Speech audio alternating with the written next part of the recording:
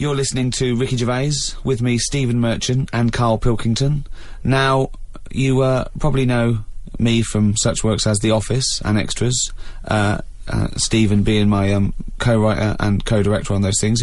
For those people who are not so aware of Karl Pilkington, he was our producer, sort of given to us when we first started on XFM, and you're thinking, well, why are we doing a podcast? Why are we doing a podcast for no money? Is there no money? No.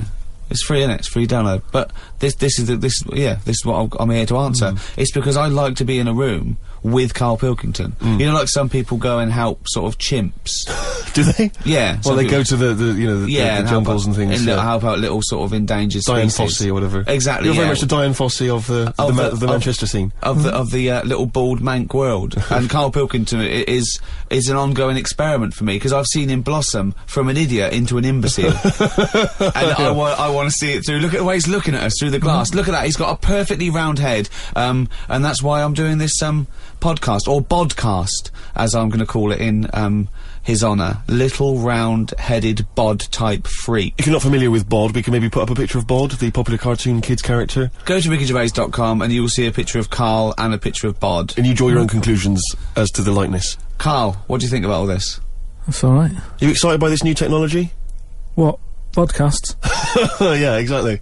It's just, I mean, we are living in that sort of era now, aren't we? That you need to be able to listen to stuff on demand when you want it and stuff. I know you're not a fan of the iPod in general, are you? Or any of the MP3 things? You're concerned? I'm warming to it, but... This is what's amazing about Karl. Even though he's talking about things like MP3 players, computers, iPods, he sounds like he was found in a glacier and thawed out. Do you know what I mean? And sort of taught to speak. We're a couple of high school guys who found him, and we're trying to ingratiate him in the gang, trying to pass him off as someone from the modern day. No, but my thing with iPods is, now, do we need them? Do you know what I mean? We're living in that era now where we have invented most of the stuff that we need, and now we're just messing about. They said that in 1900. Someone actually said everything that's to be invented has already been invented. They said that in 1900, and how wrong were they? No, but what came out, at what point, what was invented in that year where they went, right, that's it now? What did they invent in 1900 that made them go, we've done it all now? Well, just think a little bit, right? The 20th century. Think what happened in the 20th century. Go on. Well, cars, planes. Yeah, but is that a good thing? Planes and that. Do you need a plane, really? Wouldn't it have been better if we all stuck where we should be, instead of travelling about? War. Well, look, war's happening, isn't it? Because everyone's saying, well, now we can fly, we'll go over there. So there were no wars prior to the invention of the aeroplane? Not like there is today. Right. But what I'm saying is, the world's got smaller on it, everyone's saying that, right?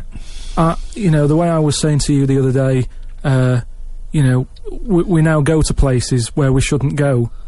People go on holiday to places where you've got to have an injection before you go there. Yeah. Forget it then. That's a warning. Don't go there. I'm with you on that. I don't want to enter a country where I have to have an injection to stop me from dying while I'm in that country. Right, I totally agree with you on that. So what happened is, so they invented the plane, and it's like, oh, let's go on holiday, and then they go, oh, I die now. Oh, well, you've got to invent something, let's invent an injection. And then it's like, right, well, what else do we need to go to that place? There's a lot of faffing.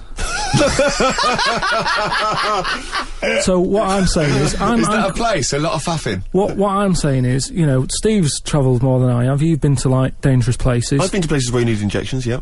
Yeah, but why? Because it's fascinating, isn't it? You know, don't you not believe in that idea of travel broadens the mind? You know, it makes you experience other ways of life, other ways of thinking. It just enriches you as a human being. That's the whole reason people go travelling.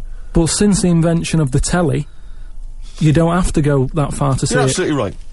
So there you go then. The telly was the 20th century, wasn't it? Yeah, it's pretty good. So where would you stop then? You'd stop making stuff now? Stop inventing stuff right now? Or do you think we could carry on for another 5 years, see what comes up, and then just draw a line under it all? Well, but again, we're just messing about, and But there's still things to do, isn't there? I mean, I know, I could throw things up, you can always get an answer about it, but, you know, a cure for cancer, a cure for AIDS. Yeah, but should we mess with that? What do you mean? Because there's too many people in the world as it is, isn't there? So, that's a way of controlling it, so that, you know, like, look at London, right? It's overpopulated.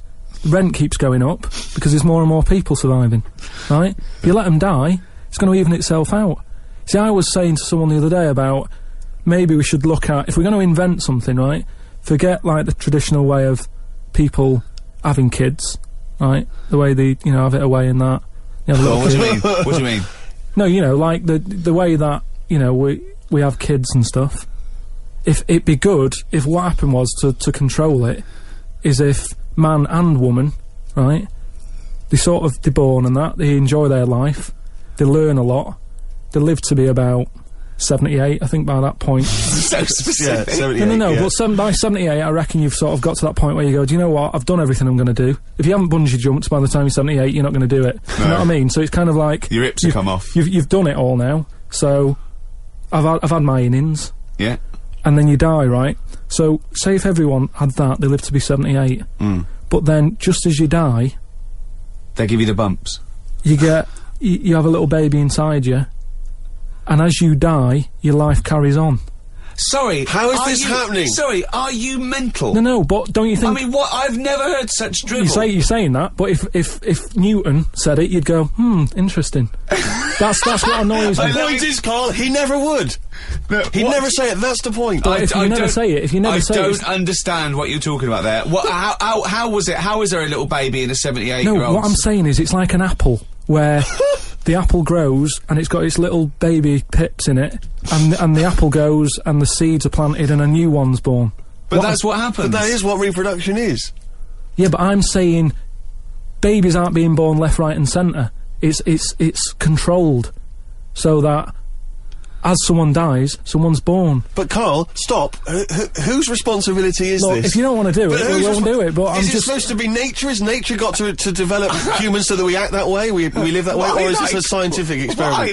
He said to you then, he said, look, if you don't want to do it, we don't need to do it. Like, if you were up for it, we'll sort it out. We can do that. We'll have a whip round so we can do the research. I just think, at the end of the day, we've got to do something. And is anyone keeping an eye on this and looking at what we can do next to control the population thing? It does my head in that I've got to live in London for work and what have you, and there's loads of people here, and, you know, forget going out on a Saturday night, it's too busy. And you can't move, and they keep... I mean, what annoys me about London So is... your solution is that 78-year-old women have little babies inside them, and as they slip away into death, the little babies... And how is that baby then raised? Who looks after the baby? Because it's a pretty good system, having a baby while you're young enough to look after that baby and make sure it lives to, you know, reproductive age itself. I mean, that system's been working for years. Nature's sort of sorted it out. Natural selection and evolution sort of makes that a good model. But wait a minute, nature. Pop that on hold, because Karl Pilkington's got an idea. Yeah. That's what it was, just an idea. Yeah, well, it was nonsense. But thank you for it. The worst I mean, it was the ramblings of someone you'd find by themselves in a hospital eating flies. Yeah. This is the sort of thing you find when, if they find, maybe a pamphlet or a booklet written by a psychopath. You know, someone, just before they went on a rampage and then turned the gun on themselves, they go through their possessions and they find a book and it's got weird drawings, women with knives in their face, and this kind of garbage. In fact, I saw a similar sort of theory written out on a wall, but it was written in shit. Exactly. Yeah. No, all I'm saying is, I think, it's, you know, when people die normally, everyone's fed up about it, aren't they, and a bit down. But if when you pass away, you go, oh, we're going to miss Gladys or whatever, but then there's this new life brought in, it's almost like a bad news, good but news. you're talking about it like someone could pick this idea up and run with it. Like you've given them enough information to do it. How is this possible? Where does she get the baby from? Why does it grow? Why grow it in Gladys's belly? Why not have it in a drawer? But what I'm saying is, ready to go, just add water. I mean... Who looks after son of Gladys? There is no theory here. There's no... it's the ramblings of a madman. What I'm saying is, though, the body's always changing, innit? From caveman to now, or whatever. In some cases. And they're always finding out more and more. Like I read the other day about how they're saying, do you know, like they say, people have 6 senses. Yeah. There's loads more than that. Right, and there's this one... I say, show me that you've got one. No, right, and there's this one that's knocking about. Go on. That, what it is, say if I'm in a pub, right, and I'm just doing a crossword or whatever. Unlikely, but go on. And there's some woman who's walked in, right, and she's staring at me. Yeah. I know she's looking at me, and I look up and I look round, she's looking at me.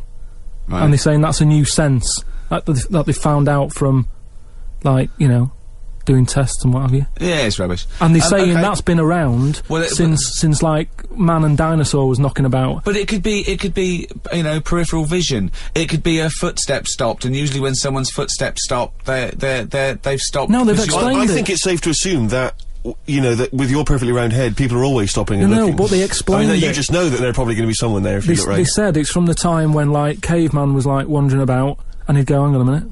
And he'd look round, there's a dinosaur there or whatever, and he'd leg it. This is nonsense. I hate when people use the term when caveman was wandering round. Caveman and dinosaurs, oh, they used to live together, yeah. Oh, that's the same era. Yeah. What have you been watching? Raquel Welch? What do you mean? Well, what do you mean caveman wandering, knocking around with a dinosaur? You know the Flintstones is only partly based on fact. Dinosaurs and man did not coexist. The dinosaurs had long gone before man arrived. Extinct. Kaput. You don't believe us? What, you don't believe because you've seen... Because you saw that film where they took pictures of lizards and magnified them and put them next to men in films so they looked like they were fighting. Yeah. No, but why couldn't that have happened? What is the film with Raquel Welch? A Million Years BC. A Million Years BC or something. A Million Years BC. Brilliant. Yeah. Yeah. No, but... She had a sort of woolly mammoth bikini. Fact. But why wasn't the dinosaurs back then just like how we have dogs now, in a way? He's watching the Flintstones. He's watching the Flintstones. He's thinking of the Flintstones. Yeah. That's what he's when thinking. When he puts out the saber-toothed tiger, and then Dido and he mixes his concrete in a pelican. Yeah. Yeah. I just think that there must have been a crossover point. Why? Why did you say that? Why do you think there must have been a crossover point? There must have been. Because if nothing was knocking about at any point, how did anything carry on? I know. Exactly. Why didn't Hitler meet Nero? It's weird, isn't it? There must have been a crossover. They must have met somewhere. They must have met at a party somewhere. They mixed in similar circles. Yeah. Well, I mean, are you telling me that Ken Dodd has never met Genghis Khan? They must have bumped into... I can't believe it. Yeah, forget it.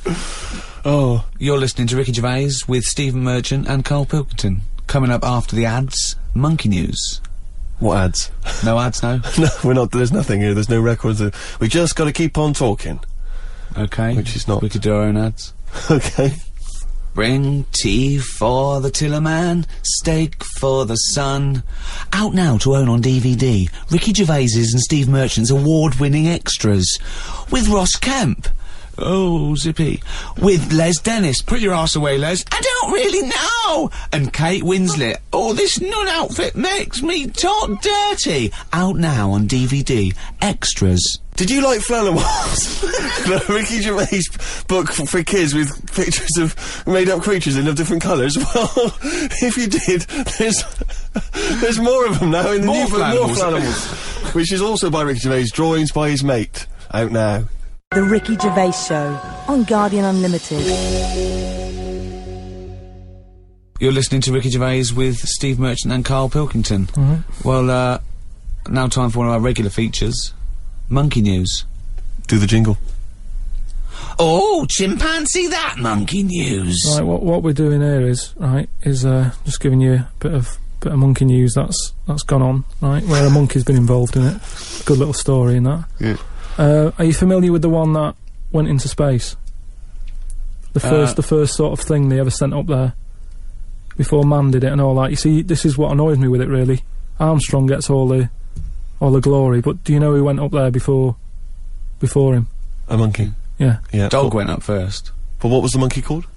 I don't know. No, sure, okay. So it's not the most informed news bulletin. The dog was called Laika. Was it? Yeah, they couldn't get it back there. They sent it up there, did a few tests and stuff, and they couldn't get it back. They weren't prepared to bring the capsule back yet. Brilliant. We could all do that. So is that a good mission?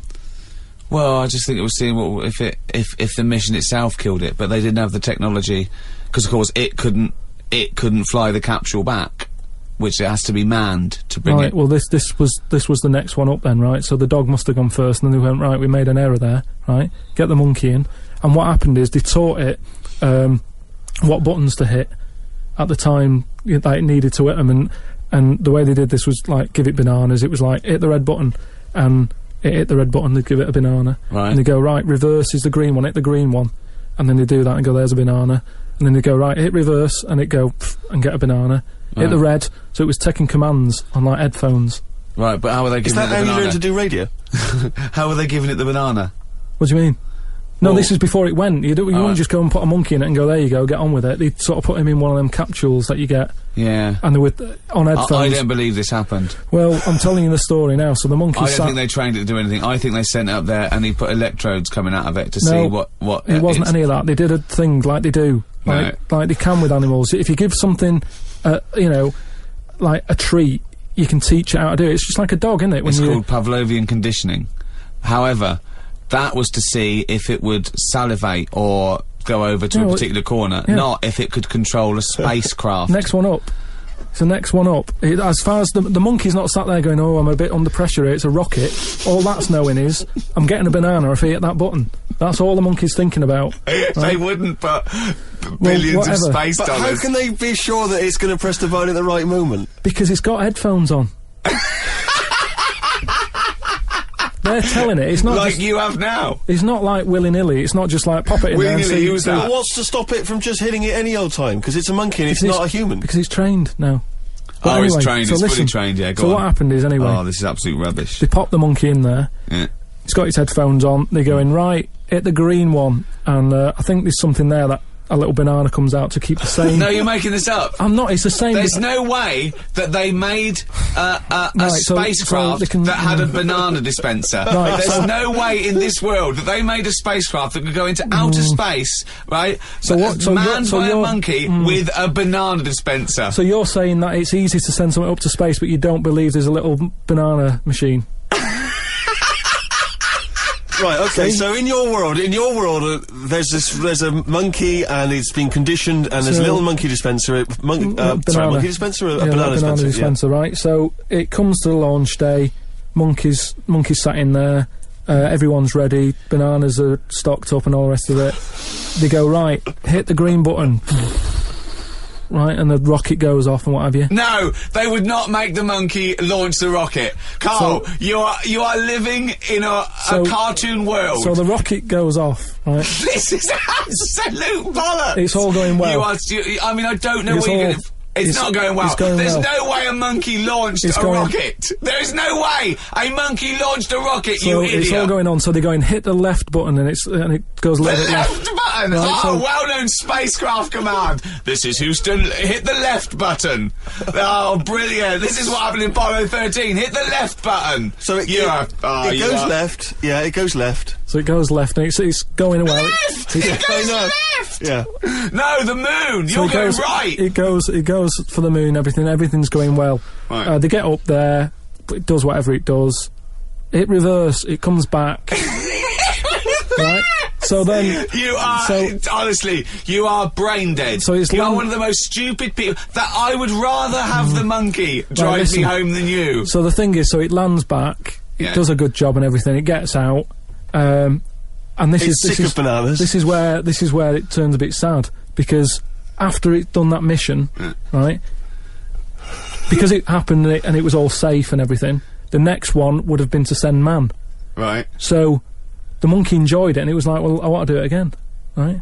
But they were like, So how did they know that? How did they know he wanted to do it? just the way it looked and what have you. It was like, Fuck off!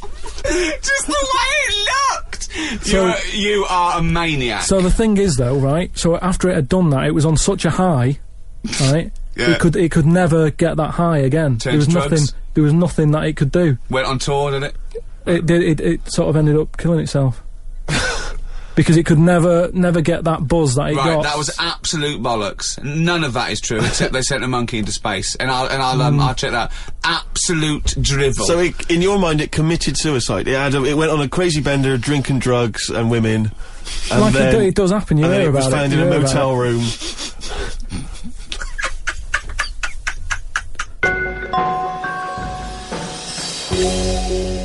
Right, do you know, like, you don't believe in, like, scary stuff? Just like, you know, ghosts. No, I believe in scary stuff. I don't believe No, in well, things that ghosts are totally and that. logical. Yeah, ghosts. Vampires?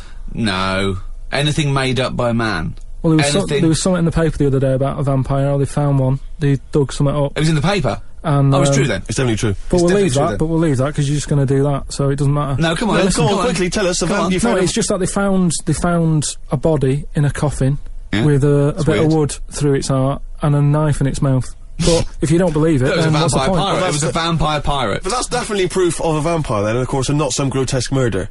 Yeah. That's definitely proof of a If vampire. it was found, if it wasn't made up. Hang on a minute. Yeah. Hang on a minute. if it As was far as I'm aware, when you put the thing through their heart, they just turn into dust. As and the films I've also seen. all their victims get their own life back. Yeah, exactly. Yeah, that's the Right, truth. and here was the second bit. Yeah. Somebody had dug it up, Yeah. got the heart, blended it, burnt it, popped it in some water, drank it, and they're in prison now.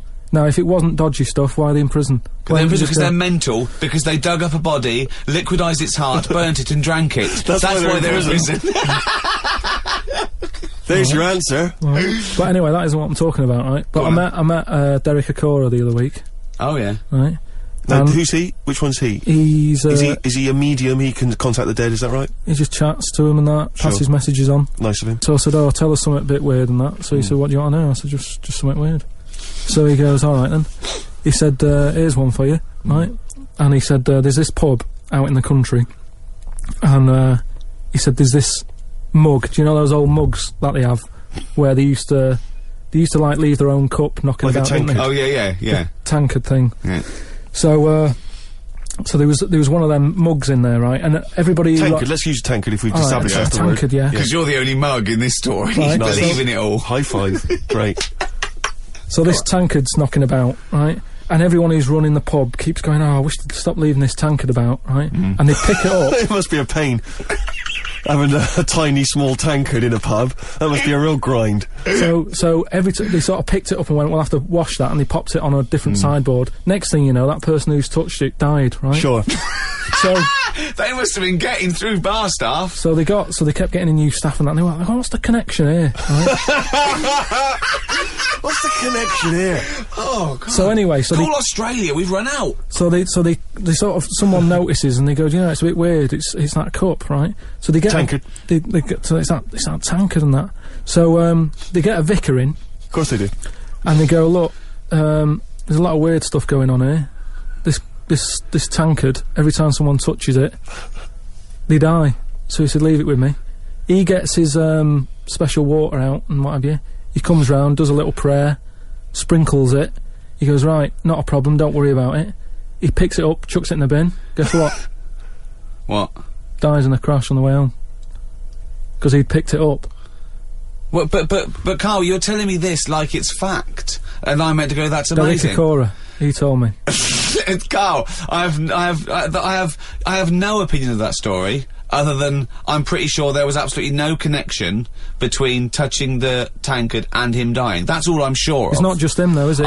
I'm not going to even contest the chain of events. All I'm saying is there is no connection. There is no connection possible because I believe in logic and the laws of the universe. So when you're telling me miracles and strange things outside coincidence, you may as well be telling me about the Tooth Fairy and the Easter Bunny, because they're equal to me. That it's ludicrous. It's absolutely ludicrous. So what would it take though for you to go, "Oh, I'm actually a believer now"? But what you're saying is I can't answer that question because I'd have to base my beliefs on some of your premises, which I can't do. It's like you saying, "But what if you found out that 2 and 2 equaled 5?" I can't. It's a necessary truth that it doesn't. I'd have to go back and fundamentally disagree with what I think twoism is, two-ness and fiveness. And you've never been in a situation though where you've gone, "This room feels a bit weird." Could be something, do you know what I mean? Could be something knocking about, or. But that's a different question. I could go into a really rough-looking pub and think, this isn't good, because it's based on induction then. Because I mean, like, you know, if you've been to Cornwall on holiday and stayed somewhere and you've gone, "Do you know what? Sure, so much died in here." I'm sure so much died everywhere. Yeah, but what I mean, you never pick up a vibe of like I've got a mate, right, who is living in this big stately home, right, and what it is. Why is he living there? He's paying £100 a month, right, and it's almost like he's being a security man. All right. But he's not. He doesn't sit out the door with that on and everything. He just goes about his life, but he bases most of his work in this stately home. So what is it, like a housekeeper, like he's sort of house sitting? A little bit, yeah. I mean, it's massive. It's bigger than Buckingham Palace, this place, right? So what is it, a billionaire that's gone away or something? I think it's some sort of, I think he said something about a viscount or something, right? He said he owns this place. He's living in America. This place he owns, but it's falling to bits. Wow. And he's worried that people are going to go in there and squat and what have you. So he said to me, mate, you know, there was an advert in the paper, he doesn't know him, advert in the paper saying, do you want to live in a big house? 100 quid or whatever. And he went and had a look, right? And he's living in there now, he pays £100 a month. There's about 80 rooms. Gee. And it's this big stately house and what have you. And I went down there, he said, oh, come down and have a look, right? And from outside you go, oh, this is brilliant, it's like something out of, you know, like the Man of Born or something. You go, this is impressive. But then when you get in, it's like, it's a wreck. It's just falling apart because they can't afford... Well, it's just been left. No one's doing any vacuuming up or anything. There's like rat poison everywhere. Like windows are smashed, doors kicked in.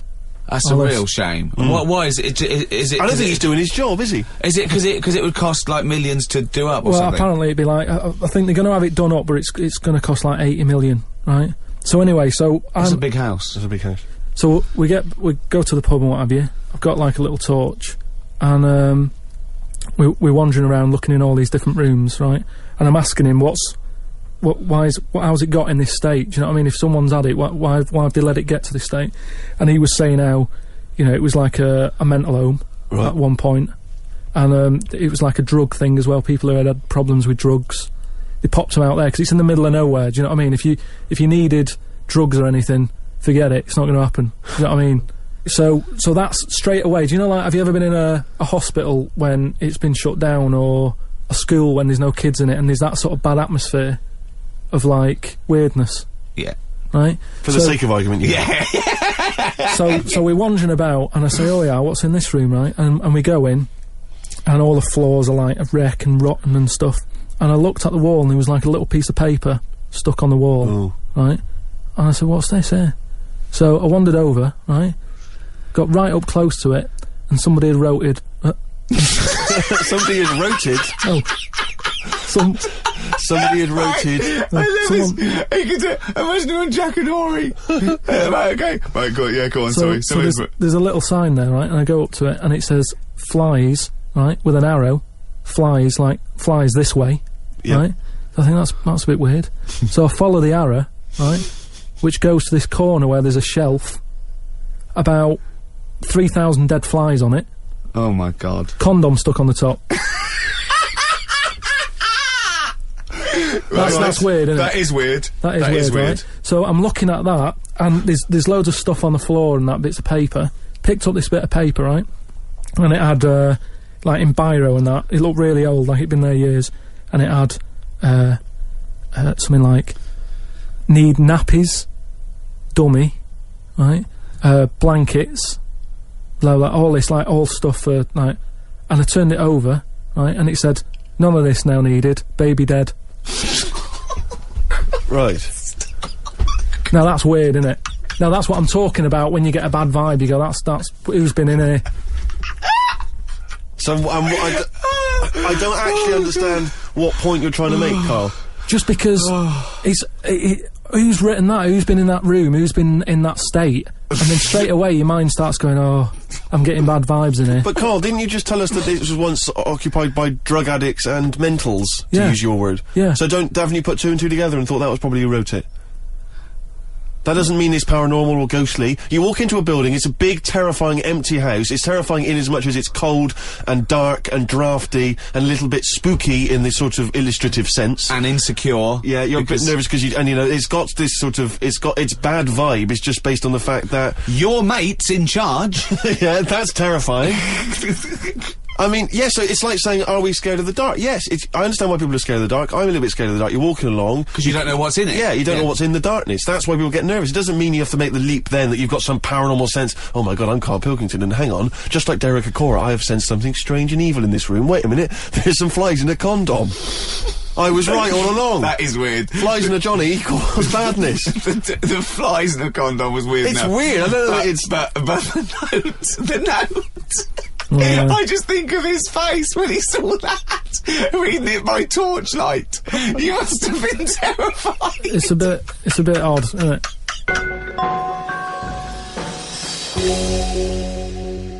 Thank you very much indeed for listening. If you'd like to get in touch with us, either myself or Ricky, or you've got something to send to Karl, then you can email us at podcast@rickygervais.com. I'd just like to say thank you to both The Guardian for sponsoring this and Positive Internet for hosting this podcast. Both great. The guys at Positive Internet know exactly what they're doing. They're my kind of people, as is The Guardian. You weren't contractually obliged to say that, were you? It just sounded... No, it's what I think. Just what I think. Right. It's just I've not heard you mention either of them before in that way. It just sounded a little... Oh, you're joking. I both love The Guardian and Positive Internet. Great guys. Okay, that's just the way you feel, it's not... Yeah. Yeah. Hello, welcome to another podcast of The Ricky Gervais Show with me, Ricky Gervais, Steve Merchant. Hello. Alright.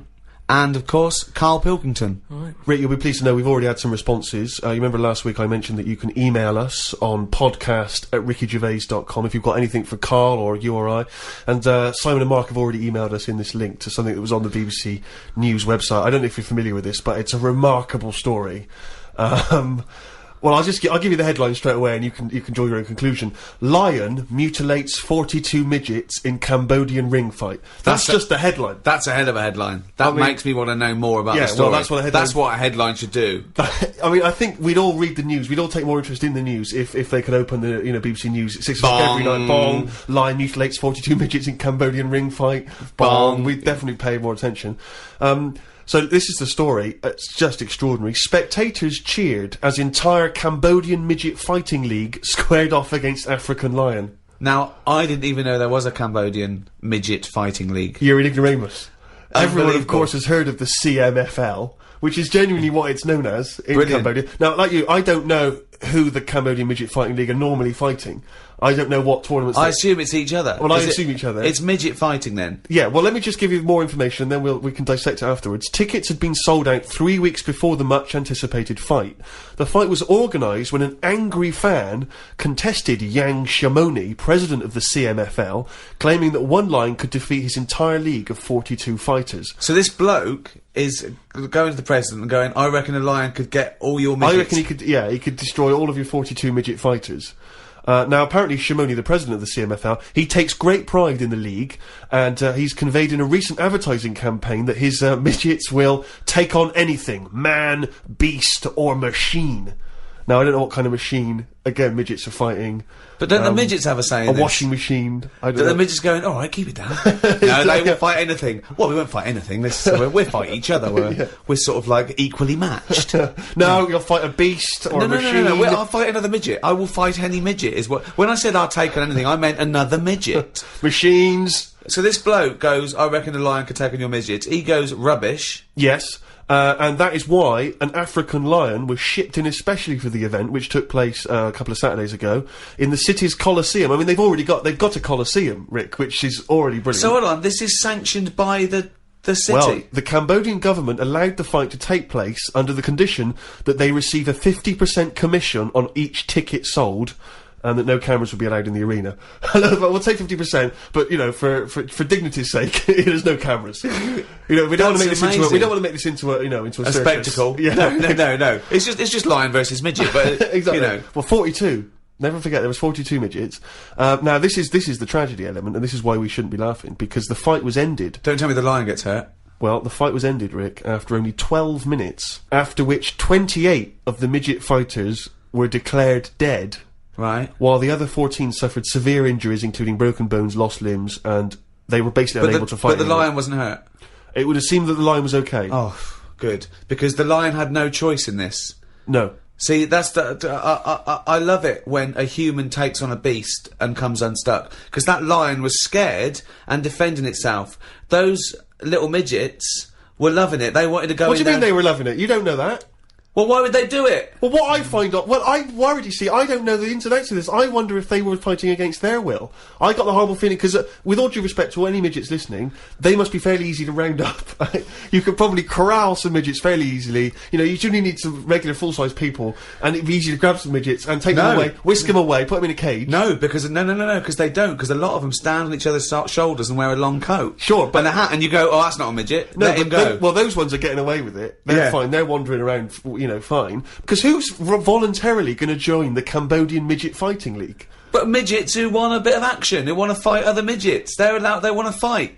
They can't get in real boxing matches because the fellas are too big for them. But they can go, well, I'll tell you what, let's have our own little fighting league, right? But if I was on the Cambodian Midget Fighting League, I'd be livid. I'd be thinking to myself, well, I can't believe I listened to my agent and he's put me up fighting a lion. I mean, I should have just taken Panto in Grimsby. I can't believe that I can't believe it. But hold on, though. I thought are they all really midgets, or are they lumping in dwarves with them? It's not specified, Rick, but But that annoys me when people say, oh, look at these midgets, and I go, hold on, no, they're making up the numbers with a couple of dwarfs there. That's clearly only 39 midgets and 3 dwarfs. Sure. Well, that's amazing. Carl, what are your thoughts instantly? I mean, you're bound to have a take on that. Whose side am I meant to be on there? What? Well, I'd be on the lion side. I'd never go to a bullfight, but I love it when I see a matador gored to death. Because, again, the bull doesn't want to get in that ring and fight a bloke with swords, okay? So I love it. I think it's disgusting. And when someone says, a midget versus lion, I'm thinking, well, it's okay if the lion wins, to be honest, because they haven't got a choice. So, and I hate it when people go, oh, I went to a bullfight when I was in Spain, but it's the tradition, isn't it? Oh, well, there's loads of traditions that we don't adhere to anymore. So I say it shouldn't have happened, of course, but if it happens, I'm glad the lion isn't hurt. See, what's annoying me is I've sent money to Cambodia because apparently they're hungry and haven't got any energy. So what's going on?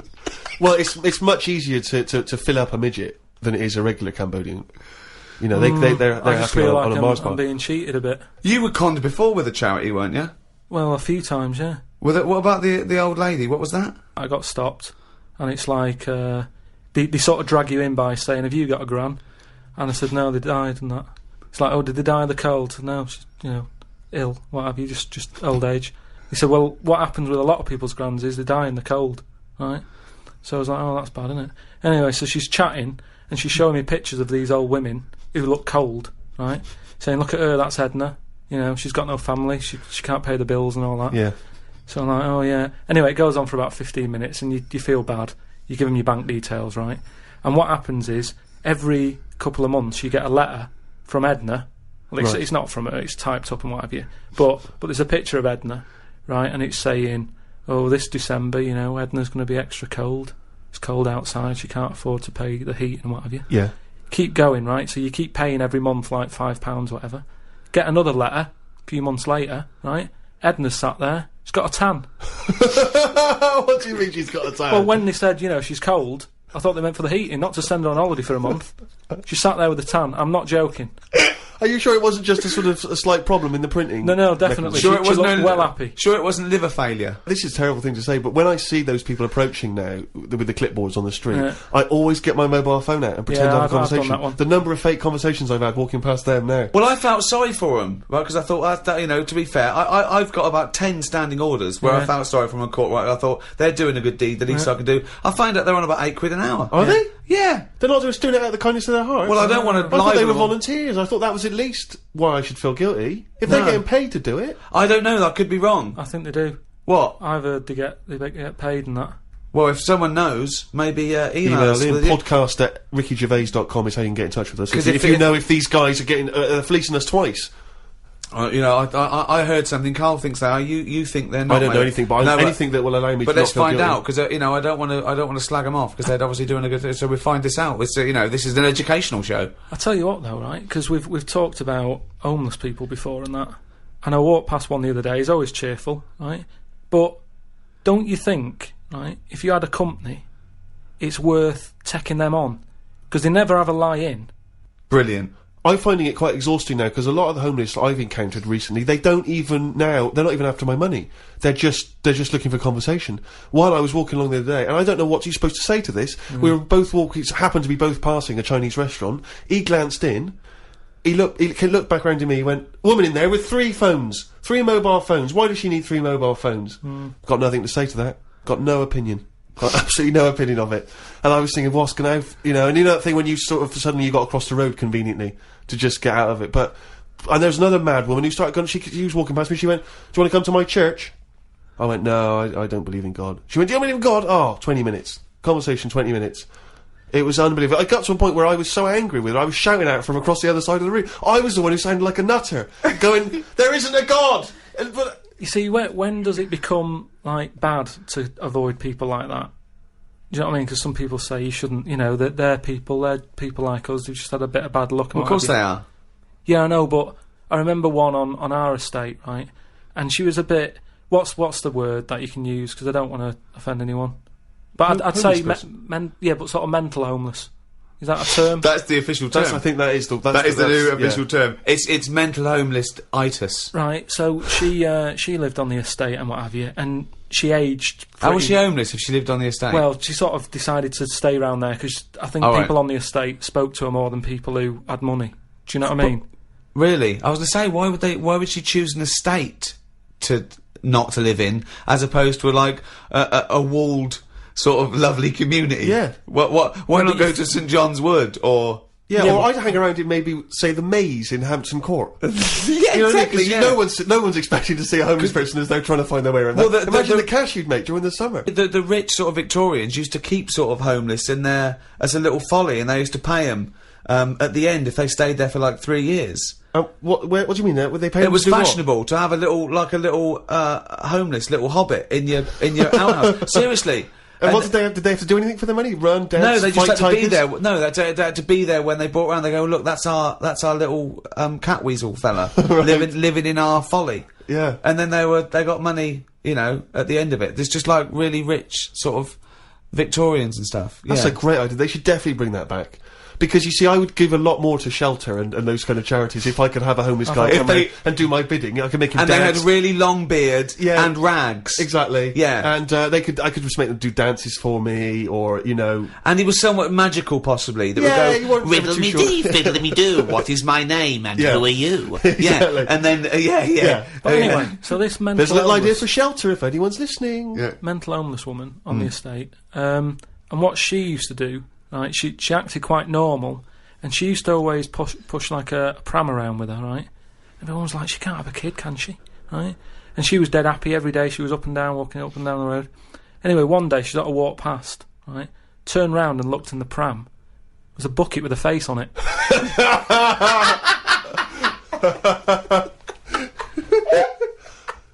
The Ricky Gervais Show on Guardian Unlimited.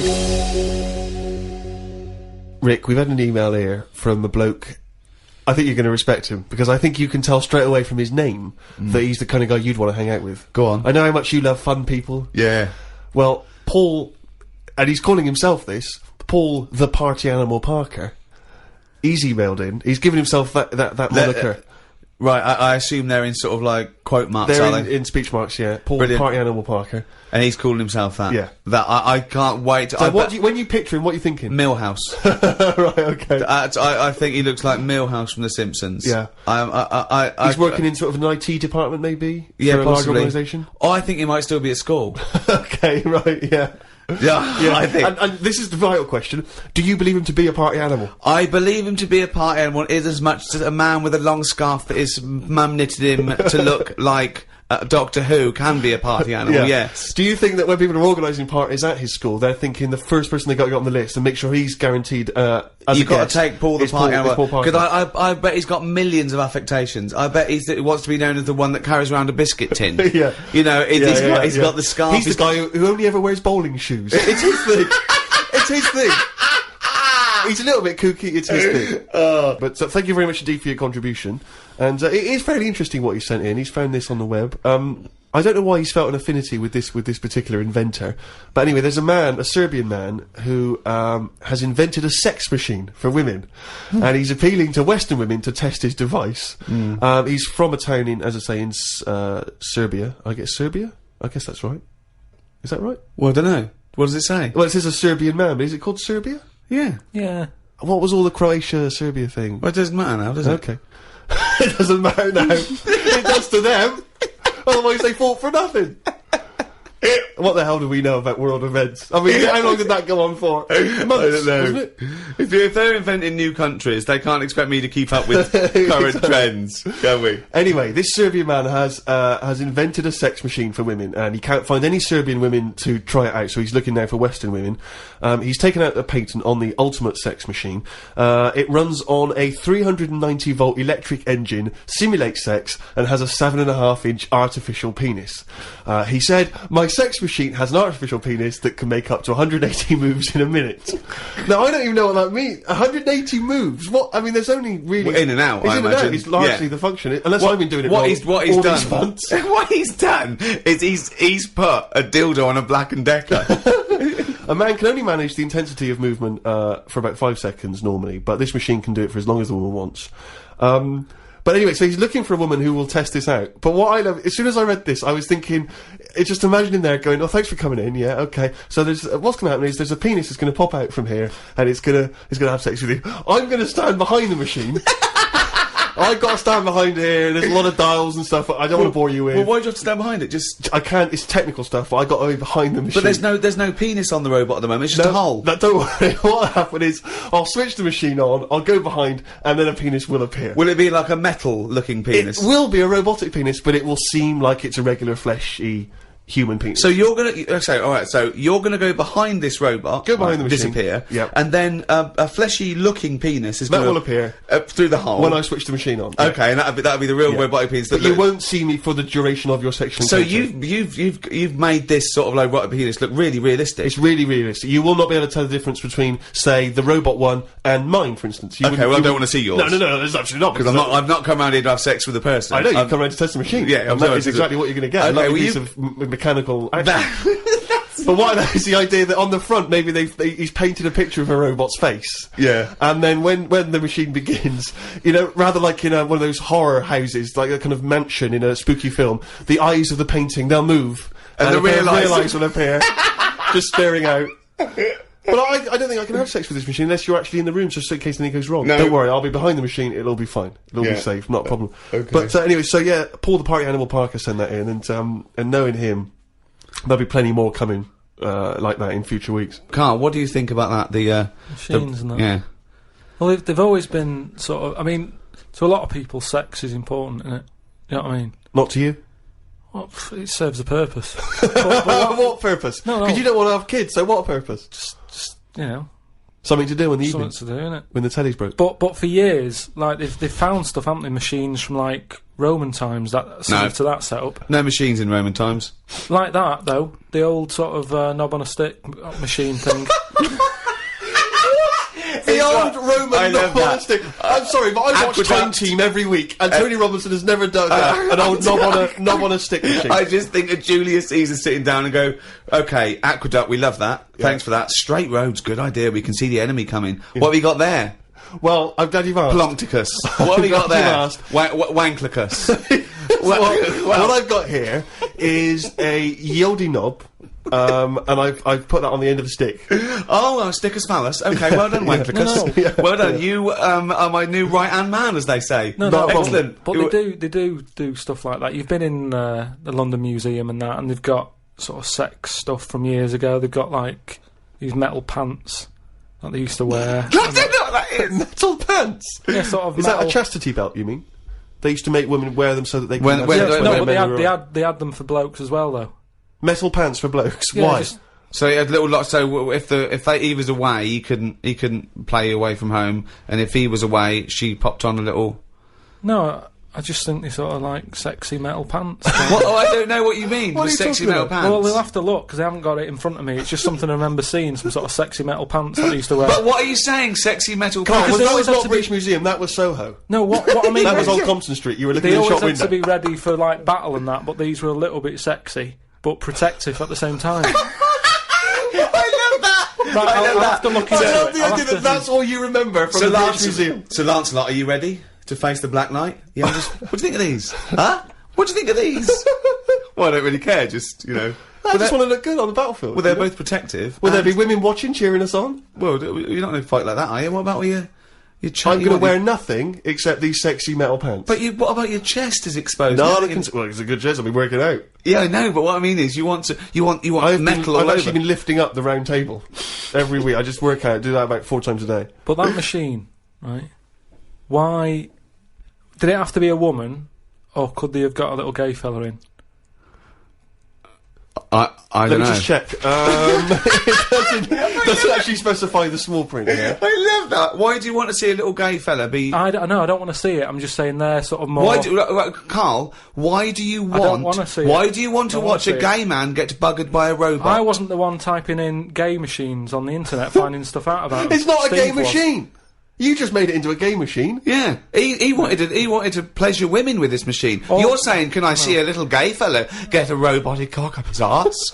You're the one requesting that, Karl I don't want Pilkington. that, I'm just saying that- You're the one that want to see gay men with metal stuff up their anus. No, what I'm saying is they're more up for a bit more experimentation than. What are you saying? Why is that the case? Why? Why'd you say that?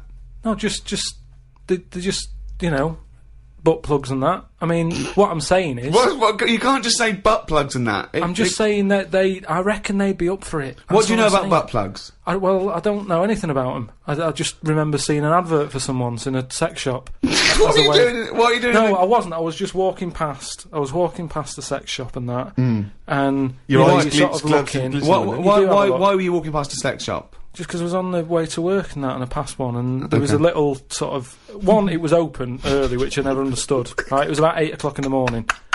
Right, and I Who's thought, rushing out for butt plugs rushing that out? early in Yeah, the who morning, needs them now? Right, but I I sort must of get had a bagel and some poppers on the way to work. I walked past it, and it had like a little post-it note or postcard type thing, and it was like, pop in now, buy an item, chuck in some free butt plugs. And I didn't know what they for. I'd never heard of them before. But all I'm saying is, I've since found out what they do with them. What and do if they they do with them? do that with them, then Yeah. give them a go on that.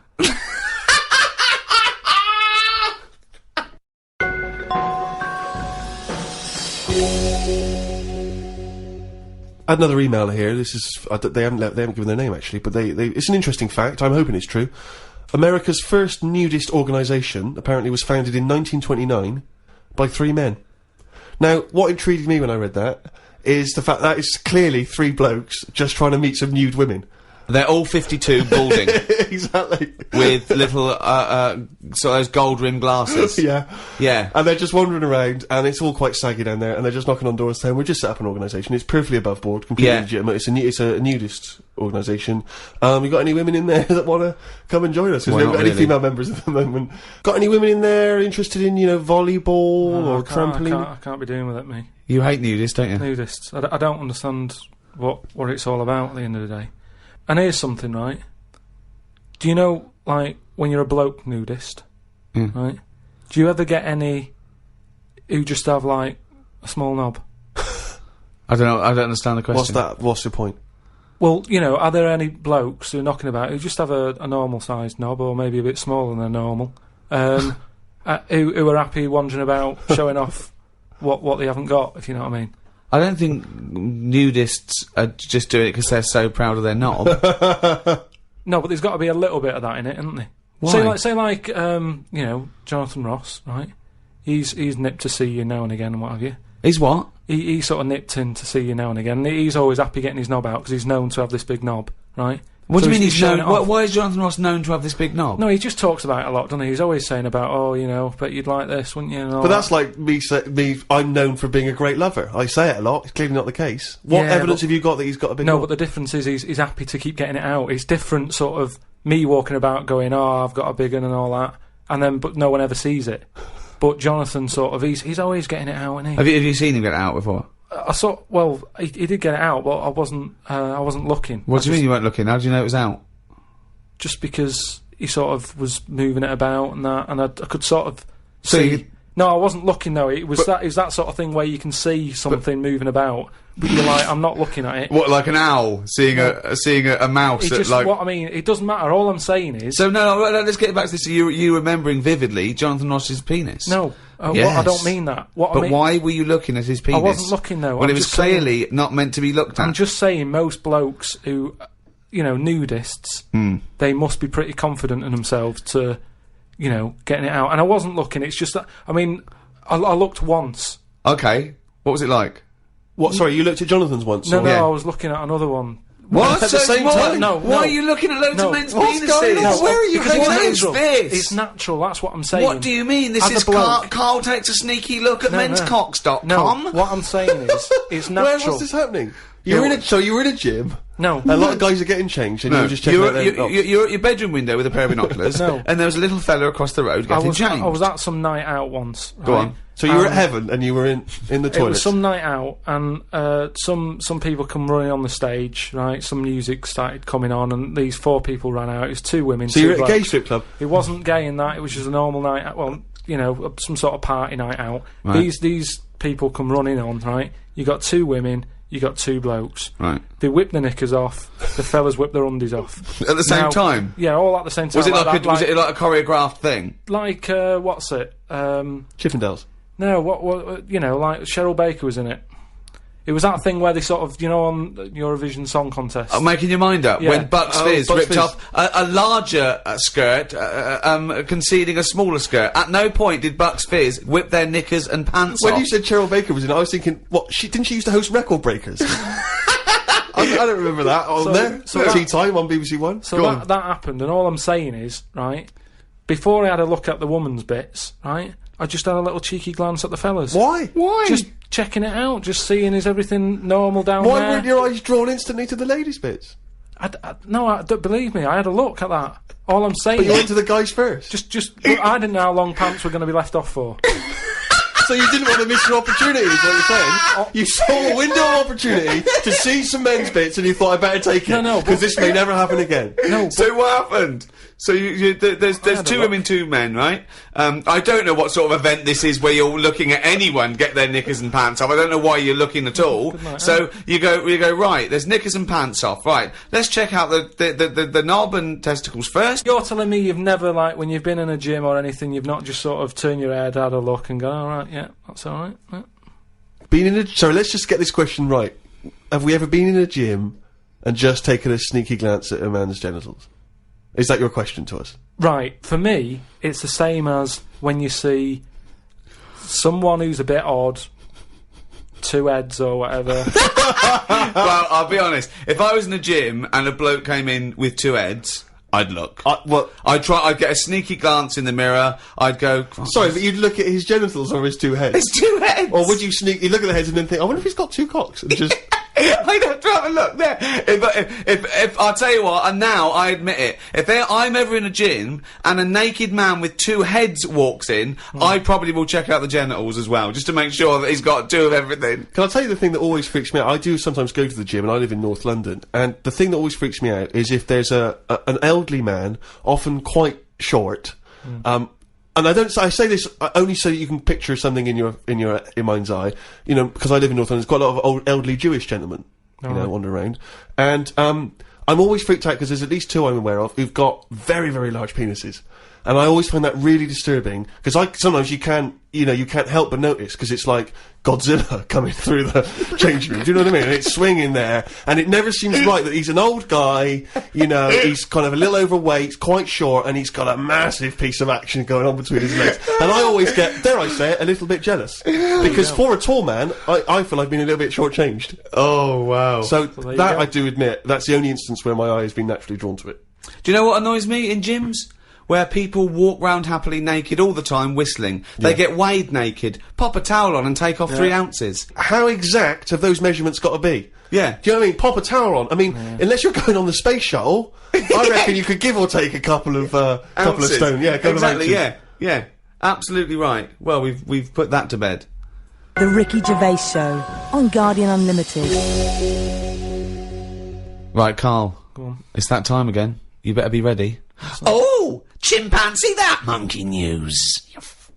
Right. Well, this week, what we're covering is, do you know, like they say, monkeys are pretty close to humans. Well, when you say monkeys, you mean apes, I assume, and when you say apes, you mean chimpanzees. Monkeys and that. Well, no, because they're different species. They're all primates. They've done a lot of tests and that. Like I said, you know, we've talked about the one that went into space. That was we've rubbish. Had ones that have worked in train stations. No. The rest of it.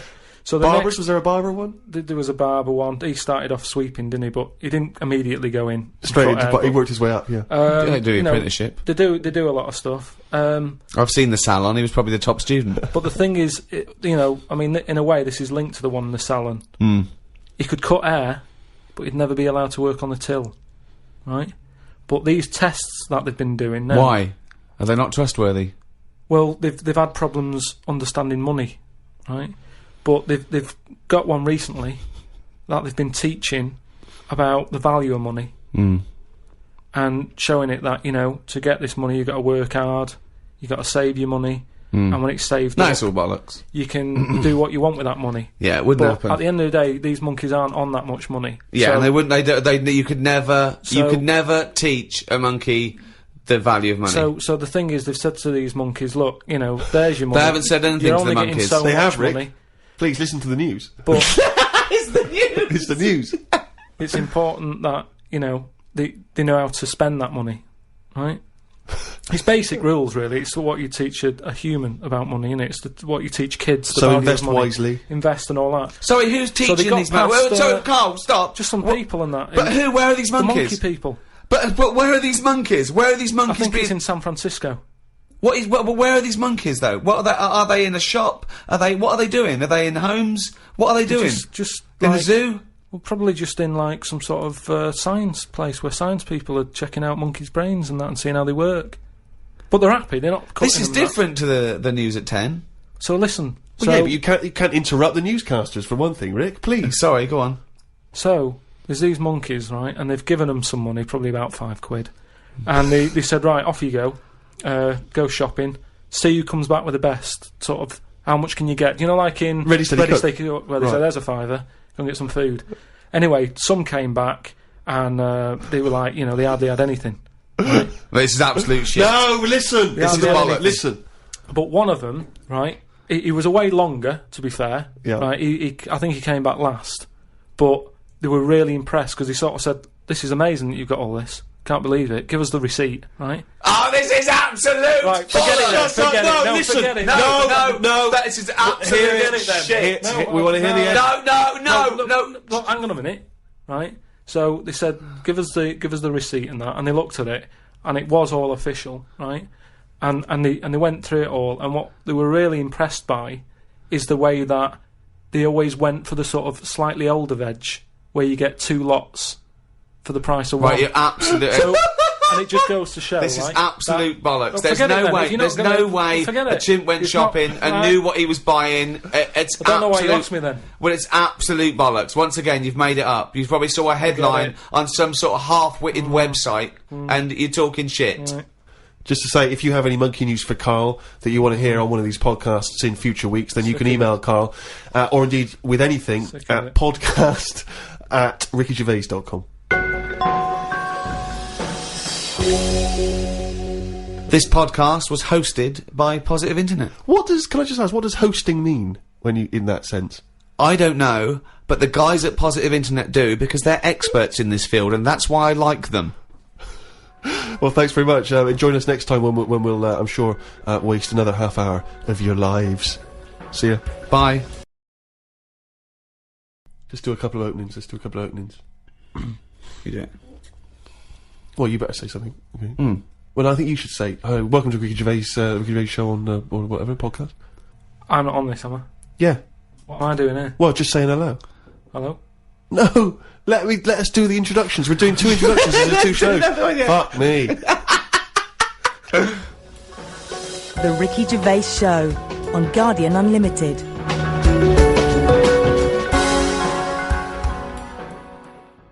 Right, welcome again to the Ricky Gervais show on this Guardian podcast with me, Ricky Gervais, Steve Merchant, and Hello of course, hello there, Thanks. and of course our producer Karl Pilkington. Right. Carl, can I ask you a question? Go on. I know this is what a lot of the fans are already wondering. Is there going to be some monkey news today? There's got to be. Of course there is. Yeah? Yeah. That's All right. a question. Well, I don't want... I'm worried because maybe this will steal your thunder. But Sarah Greer has emailed this in, once again, emailed to podcast@rickygervais.com.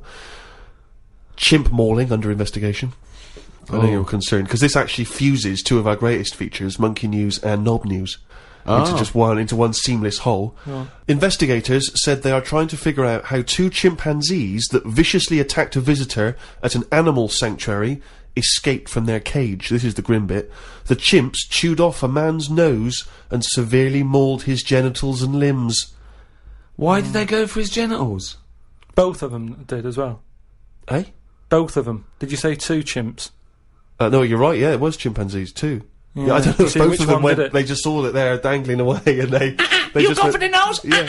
I go for his bollocks. And Now, then what accent have they got there? I those don't chimps? know. Were they kind of New York gangster chimps? They're like soprano chimps.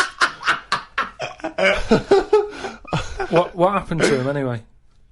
What happened to what? The two guilty monkeys. Well, unfortunately, they were shot dead by the authorities. You see, that annoys me a bit. I know, well, again, What are you talking about? They're attacking people's gonads. I know, but they were happy in an African jungle a couple of years ago. That's what Yeah, they but do, the- isn't it? That is what they do. That's what animals do. Animals fight. Do you remember when that bloke? So what are you supposed to do? You're supposed to let them just wander off into the I don't know, into the local mall and maybe savage some young children, or a bucket with a face No, paint on hang it. on. No, all I'm saying is you don't shoot them for doing what's natural to them. They Yes, did you want do. to. Why? If anything attacks anyone's balls, No, and but why bollocks, would you Well, attack 'em. no. Maybe they were shot during it. That you're allowed to shoot something that's doing something. But if they were they executed or were they shot in the attack? No, it says he shot them. Well, he shot them to death. I'm assuming he shot them to death as they That were legging it doesn't- off. But why aren't they just sort of tranquilised? Where was Why this? am Was I this in being a zoo? accused like it was my fault? Just because I happen to be reading Sarah Greer, who emailed it in, the one who should be getting a It bollocking. just annoys me how one way it's kind of like, you know, we're trying to save the pandas, and then the next day someone's shooting them or whatever. I know it's not a panda, but all I'm saying So is it's double therefore, the whole standards. argument falls apart. But go on. No, but what I'm saying is, what would happen? I've talked about this before about St. George killed the last dragon, right? No, it didn't exist. It's the same thing though. No, there's never been any dragons. No. It's a mythical creature. Well, you don't By know mythical, it means we made this up, like the unicorn. Well, I don't even understand. What was your point about the dragon? What's that got to do with because this? I'm saying out like, why is it all right to be going around going mental with a gun, shooting all the monkeys and killing them? Because one day we're going to run out. What are you talking about? How have you extrapolated from this one incident of a couple of testy, happy That's what monkeys? I'm saying. That's what I'm saying. One incident. They only did it once. And they've got a But bullet they're in not their head. shooting around and making them extinct, are they? If they carry on like that, they will. But Well, it's up to the monkeys to stop attacking people's private parts. It's It's But got that's to be what a give and take here. No, I'm come sorry. on. That monkey doesn't know why it's in a cage. It's not going, oh, this is for my own good. It's that, even if it's animal husbandry, they're not sitting there going, well, I'll tell you what, let's stay here, because it's, you know, they're trying to do a nice little breeding programme here. Or we could get out and do what we do best, run amok, eat some bollocks, right, and have a good time. Right? They don't know what they're doing. They don't, and Carl's right, the poor little bastards get a bullet in the head. For what? And I'm saying, if they're attacking a human, shoot them to stop them, that's fine, okay? But if they're running away and they're, you know, don't shoot them in the back like a coward. This is an animal sanctuary, though. So presumably they had quite a cushy time there, because most of the ones I've visited, they've always got it easy. They're But hanging you around don't- on tyres, they got comfy chairs, they're wanking. They're going berserk, they're loving it. So, you know, you say that, I think I don't know, I just think there was something nasty, there was something a bit warped in these monkeys. I mean, But hang on a minute. You've just answered your own question there. You said they're in a sanctuary, so they haven't had a good upbringing. So they're going to be a bit more like madder than other monkeys, aren't they? Because that's where the ill ones go, isn't it? Isn't it? Sorry, what do you understand by sanctuary? Well, I've been to one for seals. it's not like a borstal. Yeah, exactly. He thinks it's a borstal. He It's thinks like that, scum. Yeah, that they did some bad stuff in the jungle, and that they had a little monkey court, and they went send him to Borstal. So, well, what is it then? No, it's a monkey sanctuary where it like a haven. Well, it's not a haven, is it? They've got a bullet in the head.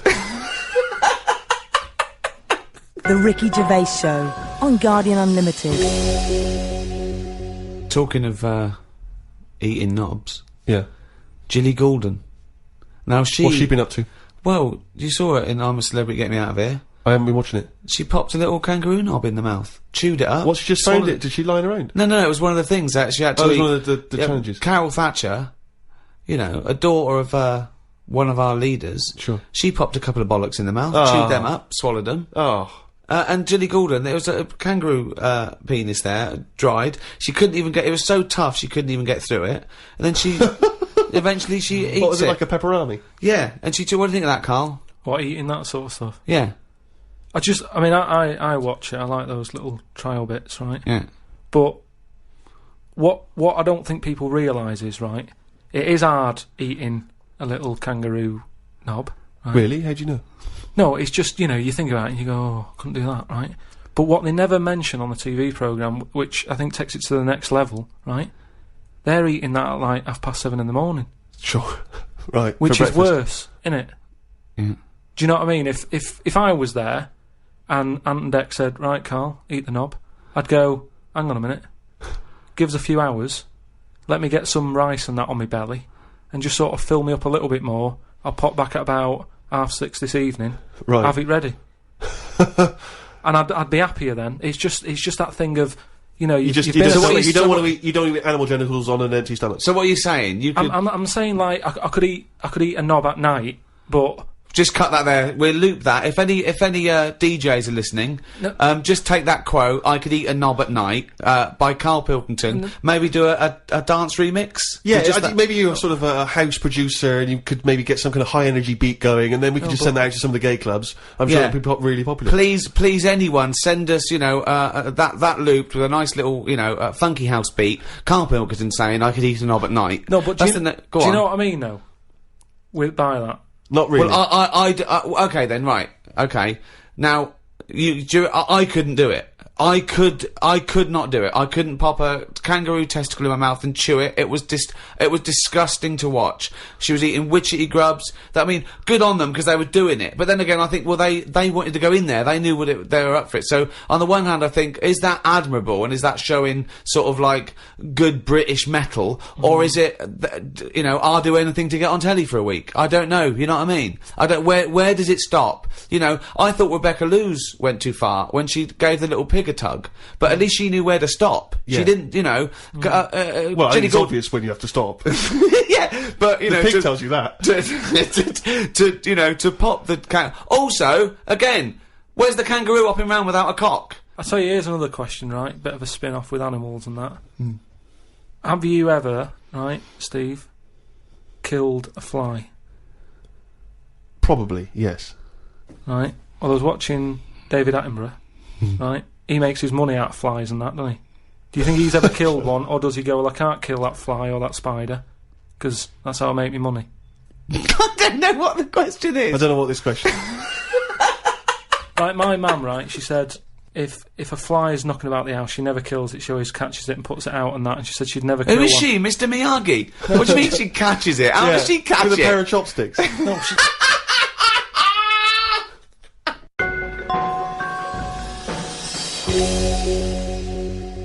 Rick, it's that time again. It's what everyone's waiting for. Can you do the jingle for us? Oh, chimpanzee, that monkey news. Right, this week, the monkey news is about, you know, we all know, like, you know, there's monkeys knocking about that aren't happy in this country. Sure. Aren't they? It is a big problem, yeah, it's an epidemic. So they've set up like this this sanctuary place Okay. where they all go. The ones that aren't happy in a zoo and what have you, it's getting them down. They can phone a number and they'll come and pick them up. Pop them in this house place, right? And basically they can run riot in there. Yeah. They get freedom to sort of cheer themselves up. It's like, don't have a go at them. If they want to do such a thing, let them have a go and what have you, right? Yeah. There's 3 people running this place, right? And one of them... Sorry, where is this place for wayward chimps who don't like the zoo? What are you talking about? A house where they can do what they want? I'm not sure where it is. That's a surprise. Go on. But there's this place anyway. It doesn't matter where it is, does it? At the end of the day, I'm just telling you what the problem is. We haven't got to the problem bit yet. Go on. I'm just building up to it, right? So these monkeys, big house and that, PlayStation, anything they want. gym, all that lot. Swimming. Jim. So, anyway, I'll cut to the chase, whatever. One of them wanted to mess about with the woman's breasts. Right? Which woman's breasts? The woman who works there. Right. Right? And she was like, right, pack it in, you know, we've all had a bit of fun.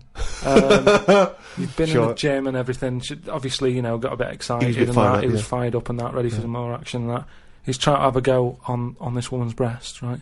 She was like, Have a go. She was like, no, you're not doing that, pack it in and all that. The boss who's running the place was like, come on, let him have a go.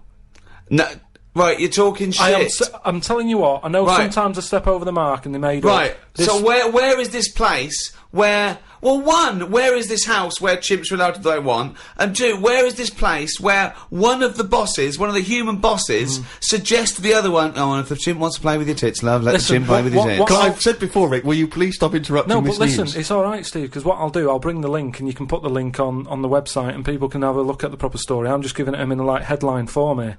They can read the full thing. No, you've only read the headline form. I haven't read it. I sort of read like the first. It was probably monkey feels a right tit, and you've extrapolated all this from that. So anyway, right? So he's there, and he's. So the boss says, "Yeah, you can have a group." The boss is saying, "Let him have a go." Come on, Rita. If monkey wants to play it with nipples, let him. So she's like, "I'm not happy with this," and he's going, "Come on, you know the rules here. We've got to cheer these monkeys up." This is absolute. We valued it. Actually, no, and in the end, because she didn't allow it to happen, the fella bloke sacked her, got someone else in. This isn't made up. I will put the link on the website and everyone can have a look at it, but basically... I want to see the advert he put in the Guardian media page. I love that. Woman wanted to let chimp feel tits whenever it wants. Well, it's all up there. You're talking absolute shit again. Well, we'll see. That is no way that happened. The Ricky Gervais Show on Guardian Unlimited. Do you know the other week when I came up with, like... a different idea of how we can sort of make the world run and that. Can we just have a quick recap of that? Because I seem to remember it was a load of old arse. It was ridiculous. It was, he was saying that the world is overpopulated, so the system would be where people were living too long and stuff. So what happens is, people live till 78, I don't know how you can enforce that, right? Yeah. But when they die, they've got a little baby in their stomach, like a pip in an apple, that then carries on when they die. Right. It wasn't a theory, it wasn't an idea, it was the ramblings of a mental case. You're saying it's stupid, but someone's emailed in and said, oh yeah, that's pretty good. Good Yeah, place. and okay, I'm asking you again. Was the letter written in shit? Anyway, listen, right. Did it say the mental home, Mars? I've been thinking about it, right? And if we can't do that, right? If that's a no to that, right? Well, it's not a question of whether we can do it or not. Just saying, if that's a no, right? I've been thinking. It is a no. This is going to be brilliant. There's a lot of weird. I mean, you could win the Nobel Prize for this. But listen, there is a lot of ways in the world that some creatures and that go about sort of moving on. If you know what I mean. Evolution, you mean? Yeah, there's a lot of, like, on that David Attenborough programme that he's doing at the moment, he's always showing you little insects and what they've got to do, and there was one about a wasp, right, that had to fly about, right, for ages, looking out for a certain type of spider, right? It lays its egg in the When spider. I saw it, it whizzes down, right? It lands on its back, so that he's got to get that right? It lands on it. I don't think the spider's up for anything. That isn't even aware of this is how things move about. He's not going, I've got to look out for a wasp. So all this is like, it's got to be perfect timing. So this wasp dived down, right, sat on the back of this spider, it injects it or something with a maggot or something, right? And then that maggot then lives off the spider for a bit. The spider knows it's got a maggot in it. No, it doesn't. It does. No, it doesn't. And it's making a web for it. It goes, I've got something to look after here now. I've got responsibilities. It makes a web, right? It sort of reverses into it and puts the maggot on the web. The maggot sort of clings onto the web. Spider's there. Maggot eats the spider, and then it moves on. If I came up with that idea for like a method, you'd say that's never going to happen. No, wake up! It's not the fact that you came up with the idea, right, for an old lady dying at 78 with a baby growing in her that then lives on. It's nonsense. It's no idea. It's how can it be enforced? It's like, so even if scientists thought that was the best idea in the world, how would they enforce but it? what I'm Who's saying going to go, that's a good idea, we've never thought of that. Yes, but what I'm saying Get in Elsie. Who told the wasp to look out for that spider, to go on its back, to do, you know... What do you mean who told this the wasp? before to It's you. evolution, it's natural selection. Yeah, but I can understand, you know, we've chatted about it before about giraffes having a long neck, but you're talking about a wasp and a spider who... That's because as far as you're I'm attributing thought and will behind their behaviour. Behaviour in humans is linked with a free will. Yeah, but most of what we do, say like how we have a kid at the moment, you don't just jump on the back of a woman and go, there you go, love, and then a baby pops out. You do if you come from Bristol. No, what I'm saying is, right, it's all, you build up to it, don't you? You have that bit of a chat and you go, right, how's it going? Yeah, and you get on and that, and then a little baby will come out. This is the most... Wait. Well, I want to go back to the dating procedure there. You have a chat, you go, alright, and then a little baby comes out. That's extraordinary. This is amazing. No, I'm Man sorry. alive. This is incredible. I tell you, two-bit radio's gain was secondary school's loss. It really was. What I'm saying is... This is my first Pilgrim book. Wow. Unbelievable. What I mean is, we all get on. What I'm saying is, at what point is a wasp ever going to have a chat with a spider or meet up with it? I don't even understand where we are now in this conversation. What point is a wasp going to ever have a chat with a spider? What world do you live in? What's in your head? No, but... I can't believe it. Carl, what point is a wasp ever going to have a chat with a spider? So in some kind of weird insect nightclub, these wasps and these maggots are meeting, they're getting on. Is that how you're imagining no, it? but that's what I'm saying to you. What are the odds on that actually happening? But listen. You're thinking because behaviour in lower forms of life is purely chemical. It's purely, it bypasses any form of consciousness. Right? There's a parasite. That's like a flatworm, a platyhelminth, or it might be a nematode. It's some sort of invertebrate. Yeah. That it lays its egg. The beginning of its cycle is in a stickleback. Okay, and it literally has to change the stickleback's behaviour. Okay, because it has to get into a warm-blooded animal to complete its cycle. So what it does is, this parasite makes the stickleback not flee from the shadow of a heron. So it makes the stickleback get eaten, right? So it then is in the belly of a warm-blooded animal and it can complete its life cycle. But at no point is the nematode or the platyhelminth, whatever it is, going, slow down, there's a heron coming, stay here, stay here, stay here. And the stickleback going, why? I don't want to stay, there's a heron.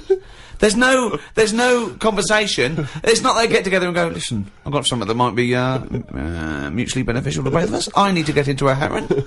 You like to be eaten by a heron? No, I don't.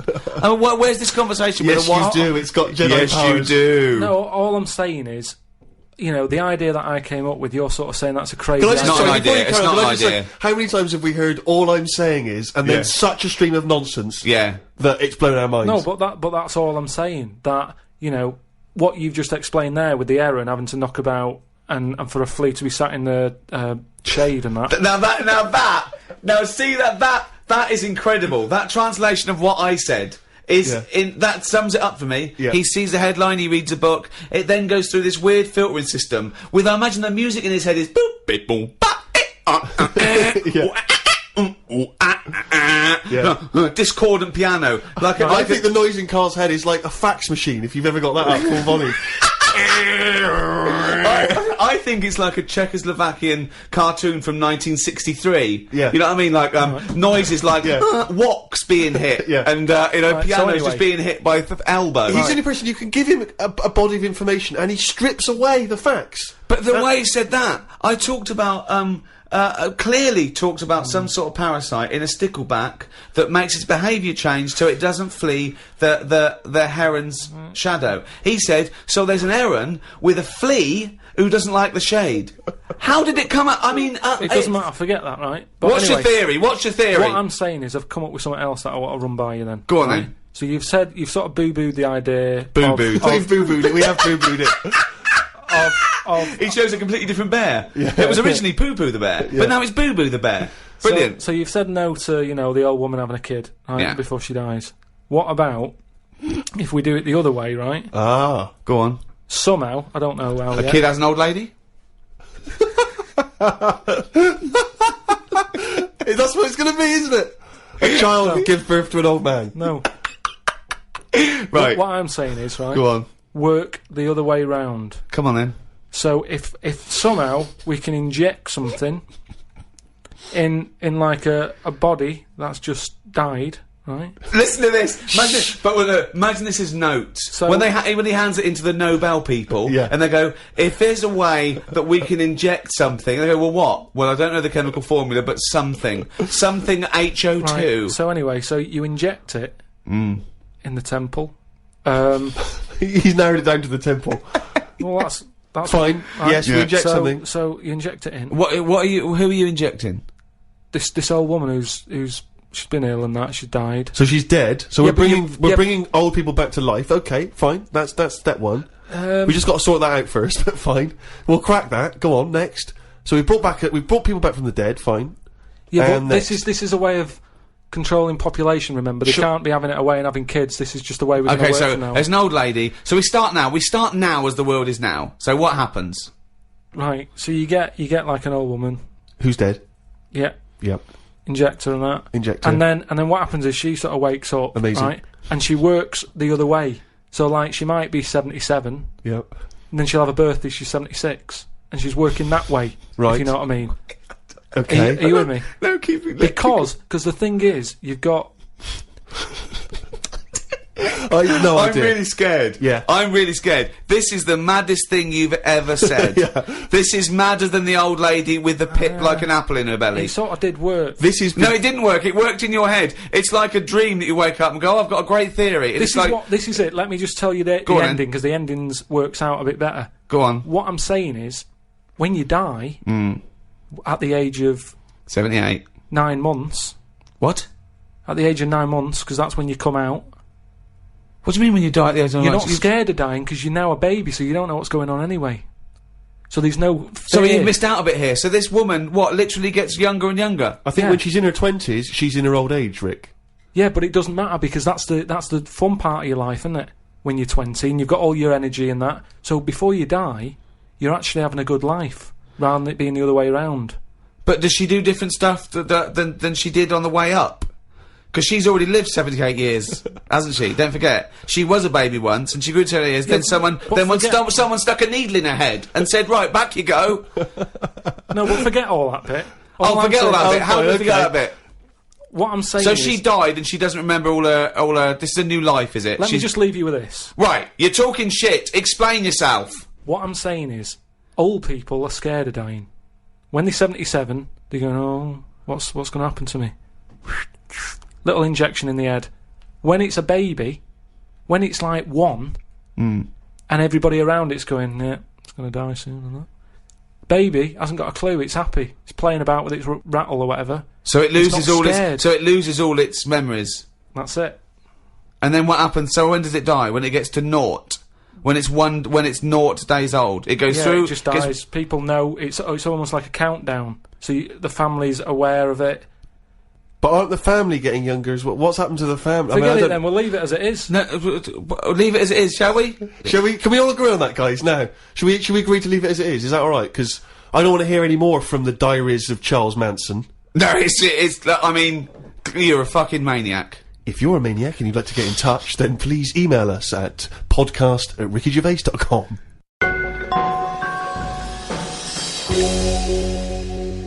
Doing a bit of Christmas shopping, Rick, the other day, and I was travelling around on the tube, the London Underground, the subway system for our American friends.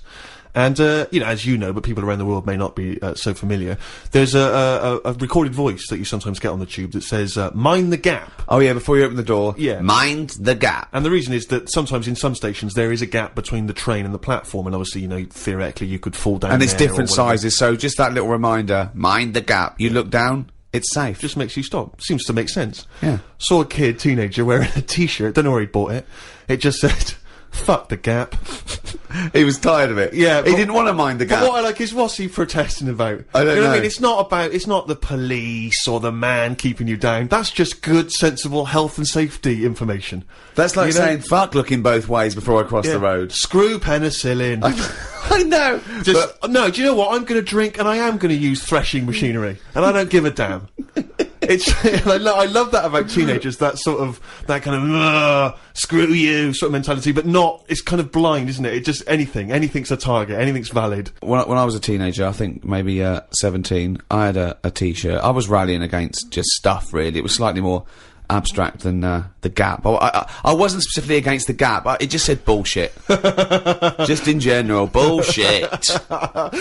You were raging against the machine. I would just go, yeah, people say, hey, what are you, I just open my, I go, bullshit, alright? Just bullshit. But I assume that these forms of protest have never made any dent in anything in the world. Because I remember when there was all these protests against the war, a couple of months back, and there was one guy, so there was a huge march in London, as you know, and they did these all around the world, didn't they? But there was thousands of people in London. There was one guy, he was riding around on a 3-wheeled bike, wearing a jester's hat, blowing a horn. That was his form of protest against the war. Was it like, what sort of horn was it? It was one of those sort of hunting horns. Well, he was showing him, he was saying, this is what I believe. Yeah. And if that doesn't change people's opinions, I don't know what will. But I like the idea of Bush, just about to invade Iraq, and just the news comes through from his chief of staff. And Bush goes, George. What is it? What? No, listen, no, seriously, we got some information coming in from London. Go on. I know you're thinking of invading Iraq. Definitely, but, yeah, why? Well, let's just think about it, because there's a guy riding around on a 3-wheeled bike. Oh. He's not got the regular 2, he's gone for 3 wheels. So... Okay, well listen, what's he wearing? I don't want to tell you what he's wearing, he's just... What's he wearing on his head? He's just wearing, he's wearing a jester's hat. Okay, no, well, calm down, it's not that bad. It's not gonna change my opinion about... He's blowing a horn! Okay, get the troops out. Get the troops out now. What do they think they're doing? You've got to get involved in the... I saw a girl once again, a teenage girl, I was behind her on the tube, and she had this bag, like a rucksack, and it was kind of black, and it had, painted in Tipex, it had a picture of George Bush, but he was kind of in the sights of a rifle, you know, and it sort of said "Stop the War," and it had a Barbie's head, but it was severed, and the hair was scraped back, and she'd been made up to look kind of devilish, and there was sort of CND signs, and there was, you know, "No to war," and all this, and I sort of wanted to tap her on the shoulder and say, are you actually getting involved in stopping the war, or have you been working mainly on this bag? Yeah, because that must have taken you at least a couple of days. You could have been writing emails, you could have been getting a petition going. Oh dear. Carl, have you ever been into that sort of teenage rebellion, teenage protest?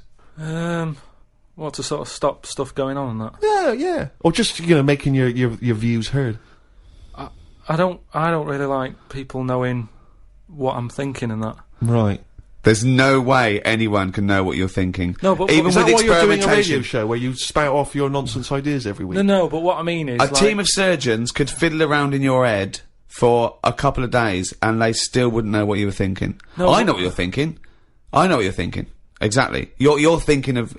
you're thinking, could a monkey ever be president? At this moment, aren't you? But I don't like anyone that... Like, all those badges that you're talking about, like, you know, Save the Whale and all that... I don't like the idea that when I get on a tube and someone sees that, they sort of know that I want to save the whale. I don't like people knowing, even to the point of... It gives you a disadvantage in life, doesn't it? But just knowing stuff like, when you get on a tube and say if you've been shopping, right, and you've had to buy an ironing board, I hate it that people sort of look at what you've got and go, oh, he's doing some ironing. Right, okay. That's got to be rare. I mean, you can't have bought more than 5 or 6 ironing boards in your adult life. I don't mean just ironing boards. I mean, like, anything big where they can't wrap it, so they just put a carrier bag round a little bit of it, and everyone can see what you've just bought. It's weird, because I bought an ironing board last week from Argos, and I did feel a little bit self-conscious. There you go. Because I thought people thinking, he's 30, why hasn't he got an ironing board yet? Yeah. No wonder he's a scruffy bastard. I pretend I'm going surfing whenever I buy an ironing board. I just make sure I go in Bermuda shorts and sunglasses, and I just walk down the street and I go, surfing USA, and they think, hey, there's a dude going to the beach. I pop on a bus to go home and do some ironing. Yeah. Wait a minute, what's that on his t-shirt? Bullshit. He's radical. I get still faintly embarrassed buying toilet paper. Yeah.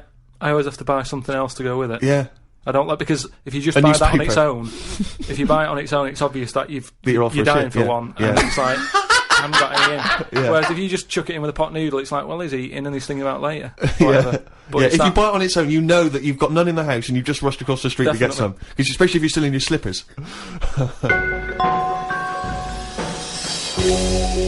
Well, that's about it for another podcast. And a new one in a week's time after Christmas. So, Merry Christmas, everyone. Have an absolutely blinding Christmas. Or a lovely whatever festival you celebrate in your part of the world.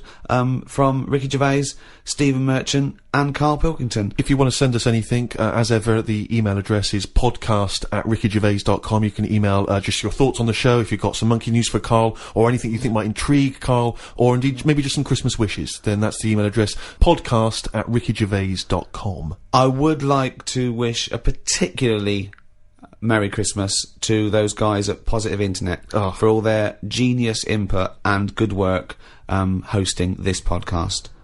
Goodbye. Merry Christmas. Hi, Ricky Gervais here, with me Steve Merchant Hello there, alright? and Karl Pilkington. Alright. Yeah, welcome to the fourth podcast in the series of 12. It's after Christmas now, that's it for another year.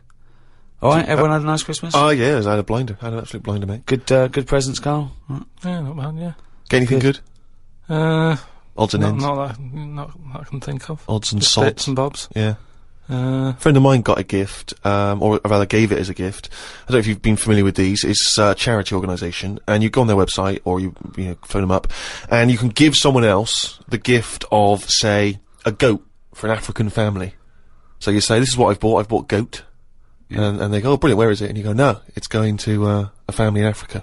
And it's a sort of goodwill thing, you know what I mean? So People you buy an African family a goat that will help them for years. and it's to come. like you're saying, well, I would have bought you a present. Yeah. But I've used that money wisely. Yeah, so it's almost like they've given Exactly. the present. They've given the goat. Yeah, it's a beautiful idea. But as soon as he told me about it, I thought to myself straight away, knowing Karl's views on charity and giving, you know, Yeah. particularly at this seasonal time, Yeah. I wondered what his views would be. Well, are they happy with the present over there? Like the people who are getting it? What, the African family? Yeah, is the African family sort of going, oh, I hope someone gets us a goat? That's nothing to do with Christmas for them. They're not sitting around thinking, I wonder if Santa brings us some food. It's a long-term thing. These are happening all year, I assume. It goes towards a pool of money that goes to... It's not like they get a... You're an idiot. What, you think an African family wakes up and there's a little goat with a ribbon tied round it, and they go, oh, look what Santa brought us. Look, and that mince pie's gone on that glass of milk. You're such an idiot. No, but what I'm saying is, does that family want a goat? Yes. But why? It's not they want a goat, it's they need a goat. Do you think... What Alright, do you forget think it. this organisation is? Just arbitrarily giving goats to They're people. going to say, oh, I wanted Nintendo. What are you thinking? Well, what I'm saying is, right, let me put myself in their shoes. Well, This'll be they a haven't got first. any. But say I'm one of them, right, over there, right? I'm hungry, right? I'm sat there, it's Christmas Day, right? I open it up, open the present, little goat there, right? Now, if I was one of them, I'd be going, not another mouth to feed. At the end of the day, there isn't enough food to go round for themselves, never mind a goat. Don't they say, like, having a dog and that is quite expensive? Sometimes they say, you know, what with all the injections you've got to give it, the food, the tinned food and everything, it mounts up. And what I'm saying is, that's all very well giving them a goat, who's looking after it? Well, I'm assuming it's all above board. The goat's had its injections. That's what some of the money goes towards. It's given to them so they can milk it and have milk and cheese and whatever. I don't think it's a burden. What is this? What do you mean? They wake up Christmas Day and open a present. It's not like so there's that. a thing. There's a goat-shaped thing in wrapping paper. I wonder what that could be. I hope it's that goat we asked for. My God, it is. All I'm saying It's just a nice marketing way of distributing wealth. It's a way of going, this is a nice gift. It's like people sometimes they say, don't send flowers at a funeral. They don't send flowers. Give some money to the local hospice. Yeah. It's just a way of redirecting cash. But the thing is, why do they want that goat? What's the main reason? What What does a goat give you? Milk. Right. Now, wouldn't it be easy to just send them a bottle of milk? Without all the hassle and the headaches that come with it. That's all I'm saying. And the other thing is, think about the goat. That was happy over here. Suddenly, it's on barren land. No grass. I'm gonna burst! What do you mean? You didn't send a goat from here? I'm saying, who's happy at the end of this, right? You've got a fella who hasn't got a present over here because the mate bought him a goat, right? So yeah, let's do this properly. So there's a tick. He's not happy, right? Then, you've got the person who's opened it, who, like you said, wanted something else, right? It's a goat. They go, who's going to look after this, right? So tick, they're not happy. And then you've got the goat going, what am I doing here? The Ricky Gervais Show on Guardian Unlimited. Tell you what, a lot of people are wondering, Karl, is what I received from Ricky this year. Go on. Nothing! Absolutely nothing. I remember actually after my birthday he said, oh yeah, I'll be getting you a little gift. Forgot. So I've had nothing from him this year. He's a man who's got a little bit of cash in his pocket now. What I'm hoping is that maybe he'll pool it over the next 5 years and buy me something I've been reading about recently. Now, you definitely love this, surely. Have you started seeing this now? Virgin are starting plugging Virgin Galactic. I think it's something like 200,000 quid, and you'll get a chance to go in a space shuttle into space. Now, I don't know what your feelings are, Rick. You know, I know you've probably got a bit of cash in the bank. Honestly, I was thinking of giving you another signed extras DVD. Anything. It's the thought that counts, so that would be great. But because I've got some knocking round, I can give you one of those. I know you've already got one of those, but sure. I don't mind. They don't cost me much. No, great. And do you like the book Flanimals? I know it's aimed at 5-year-olds, so I don't know why I personally would want it, but you know that's going to be in the little selection box for you. Great. But no, the trip into space. I don't know about that. I mean, you've got a bit of cash. Would you think about that? Would you be interested, you and your missus, going up into space? I don't know. You have to be. I mean. It's not the money. There is things that I would spend 200 grand on as a little folly, but I think an individual jetpack, for example. Right. You know, I'd do that. Yeah. I'd like to see the Earth from a couple hundred miles up. That'd be good, but I don't know if that's quite worth it yet. The other thing is the safety, because I'm worried that I want to see a lot of people go up there first. Yeah. I wouldn't be the first bloke to go on an aeroplane. No. I'd want to see a few pioneers go. It's really safe before I got on something like that. Well, I believe the actress Victoria Principal is volunteering herself. So I think she maybe used to be in Dynasty or Dallas. So, well, I'll see what happens to her. Yeah. If I think if she can do it, then no. If Vicky P comes back all right, rather like those monkeys they sent up years ago, then we'll all be a lot more relaxed. Exactly. If they put electrodes on her and it all works out fine. And there'll be a banana, chute issuing bananas, and there'll be buttons. Press left, press right. Yeah, and I might consider it. Karl, thoughts? Going to space? No. It's not worth it. Why? Wouldn't it be a fascinating experience to go into space and look back at the Earth? There's now out there, though, is there? There. Say that again. Well, there's now out there, though, is there? Right. I mean, at what point are you all meant to be happy? Do you know what I mean? You're floating about up there, and because you don't get out, do you? What, you mean to do some duty-free shopping? I'm just talking, you don't go floating about, do you? You stay in your seat. Well, they probably let you move around on the shuttle. Yeah, no, but I'm talking about getting out. For me, when you go on you holiday... want to get out into space? Yes, but that's what I'm saying. When you go on holiday, the flight bit isn't the best bit of the holiday, is it? That's the bit you've got to do. So what I'm saying is you've got to stay on this, and then you go back home. So you don't take luggage, right? I don't see the point. Right, so you're there, you're sat in your own clothes for the whole time, same clothes the whole time. But I don't understand what is the point. I think it's the view. I think it's two things. I think it's the view and being able to be part of an exclusive club. I went into space. It's all that thing about man conquering nature, and you're one of that elite few that have managed to pop up, see the world from a distance that no one else can see it from, and then pop down. You know, that's it. Of course, yeah. So you all that way just for the view? Yeah. Is it worth it? I mean, there's a lot of other places I haven't seen anyway, right, before I think about that. I think if you've done everywhere... I haven't been to Scotland yet, right? Right, yeah. I'm not being funny, but do you know what I mean? So, just have a look in your back garden before you go looking in someone else's. In space? Yeah. Yeah. What would make it a trip worthwhile for you?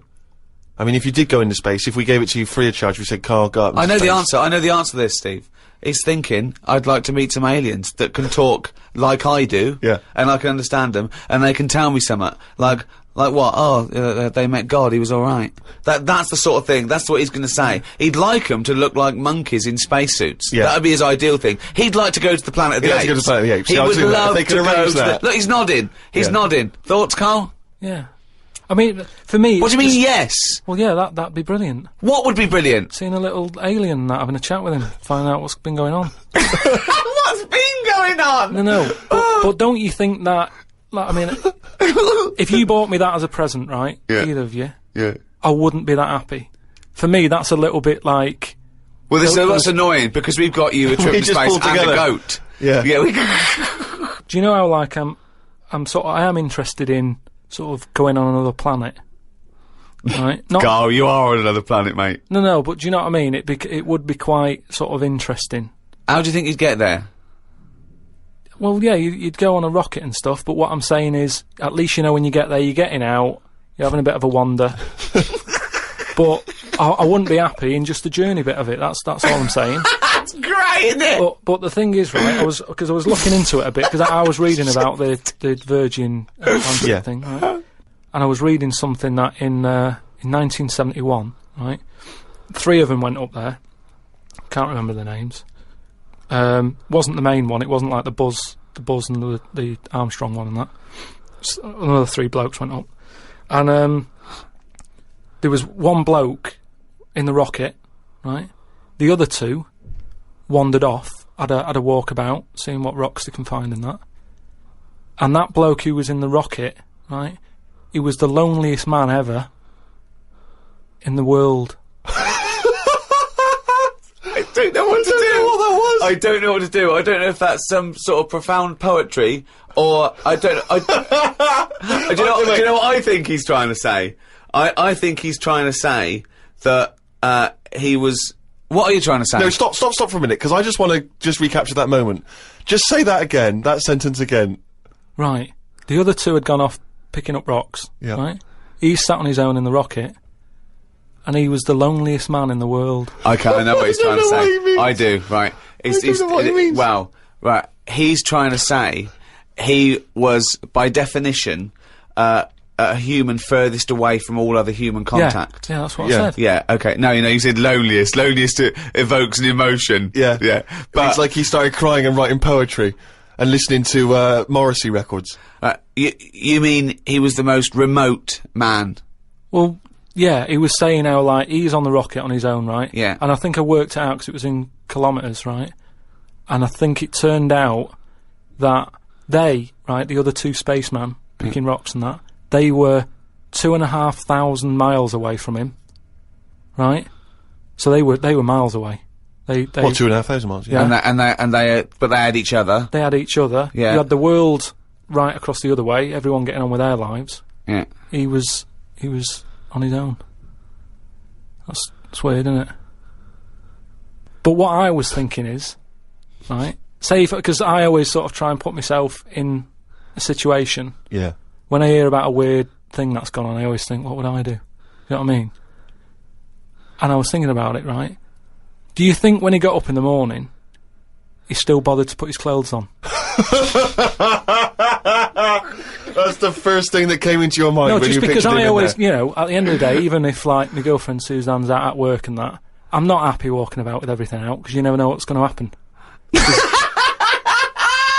What do you mean, like getting it trapped in the microwave? Well, I just mean, you know, you never know Yeah. if someone's going to turn up. No, I don't like what I don't like. No, I always pop some pants on or a towel, even if I'm not alone. always.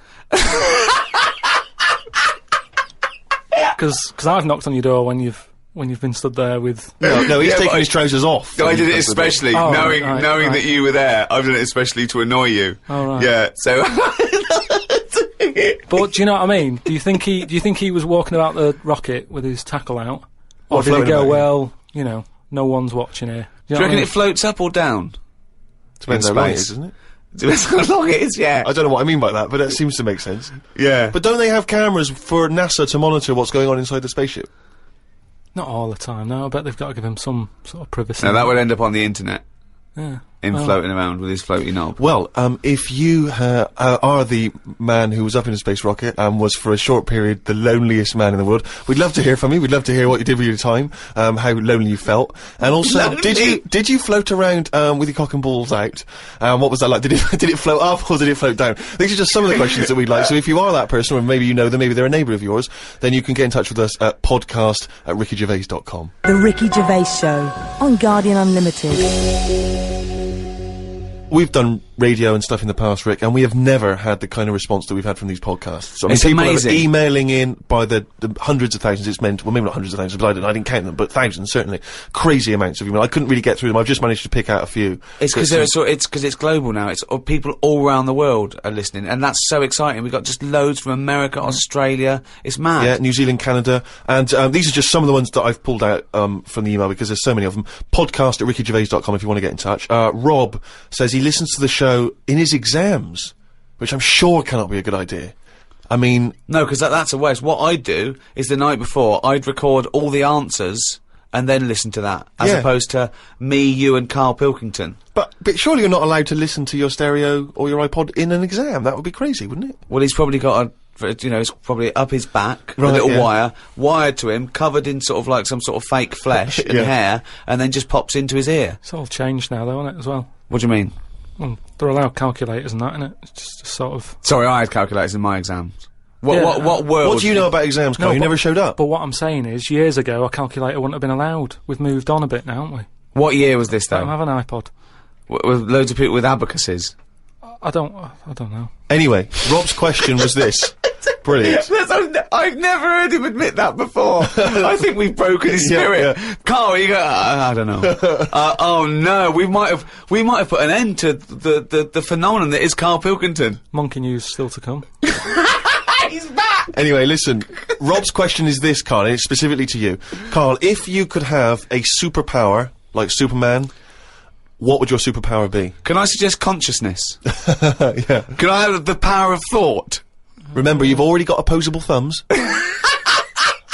So cross that one off the list. Oh, go on, Carl. Now, there's so many to choose from. Telepathy, X-ray vision. Flight, invisibility, Choose it wisely. strength, intelligence. But why have I been picked? Oh, for God's sake! No, but I'm just saying... It's Rob's question No, for no, you. but I'd just say, does anyone else want this? Or... Do you know what I mean? Oh, No, what do you because- wish you no, could do that's no, impossible is the because- question, no, because- what? What do you mean? Because with that comes a responsibility. is what With I'm saying. enormous power does come great responsibility. So, would it, would you like Spidey senses? Is that what you're saying? Would you like some senses? Would you like some sense? The power of sense? Come on, Carl, you know what these superheroes, because they can... I know, but they it can always... freeze things, They're they never happy, are they? Do you know what I mean? Spider-Man that wanted to tell that girl that he could climb walls and that, he's like, I can't. Superman didn't never tell Lewis and that. Who's Lewis? Who's Lewis? Lewis. Who's Lewis? It's just a pen pal of Superman's. Lewis! His little secret chum! Yeah! Alright, Superman. Hello, Lewis. What are you doing? Superman. Who are you? I can't tell you, Lewis. Brilliant. You know, Hulk, he wasn't happy. So... But you're being allowed to choose the superpower. You don't have to get it forced upon you like the Hulk. Hulk, he wasn't happy! It's true, he's got a theme. He has got a theme. There's not many happy superheroes, are But there? leaving aside the superheroes you're already aware of, Yeah. what superpower would you want? You don't have to fight crime with it, Carl. Everyone around the world now is thinking, what can Carl choose? Let's deliver it to him now, Carl. Think about it and give us the answer, please. Let me just remind you of some of the other things. Invisibility. All the time, though, or can I sort of turn that on and off? Let's say you could turn it on and off. Would that interest you? Yeah. I'll have that. Right. Okay, and what would you do with this power of invisibility? Just sort of wander about and that, just not get seen. It's a brilliant power! It's a brilliant... And it's put to such brilliant use! It's brilliant! Well done! And why would you want to walk around and not be seen in that? What would you gain from that? Don't know, you could sort of go in shops when they shut, so you don't have to go. How with would the you get crowds. in? Just get in just before they lock up. Oh yeah. How would you then- get out? Wait till the morning. Brilliant. So hang on. So that's your use of invisibility. They found the power of invisibility. You want to sneak into. Bear in mind. No, hang on. You want to sneak into HMV, right? Wait for 12 hours, and then buy something. I love it. Just so that you don't have to be in there with other people. Do you know what? I don't want it. I don't want a power Why not? because I just don't think it'll do me any good. I think it's more of a hindrance. I love this. It's like, just think of his presents. We've given you a trip into space, and the chance to be invisible. Not happy with any of them. Yeah, what he wants is a voucher for HMV. Yeah, yeah. He just wants some tokens for a record shop.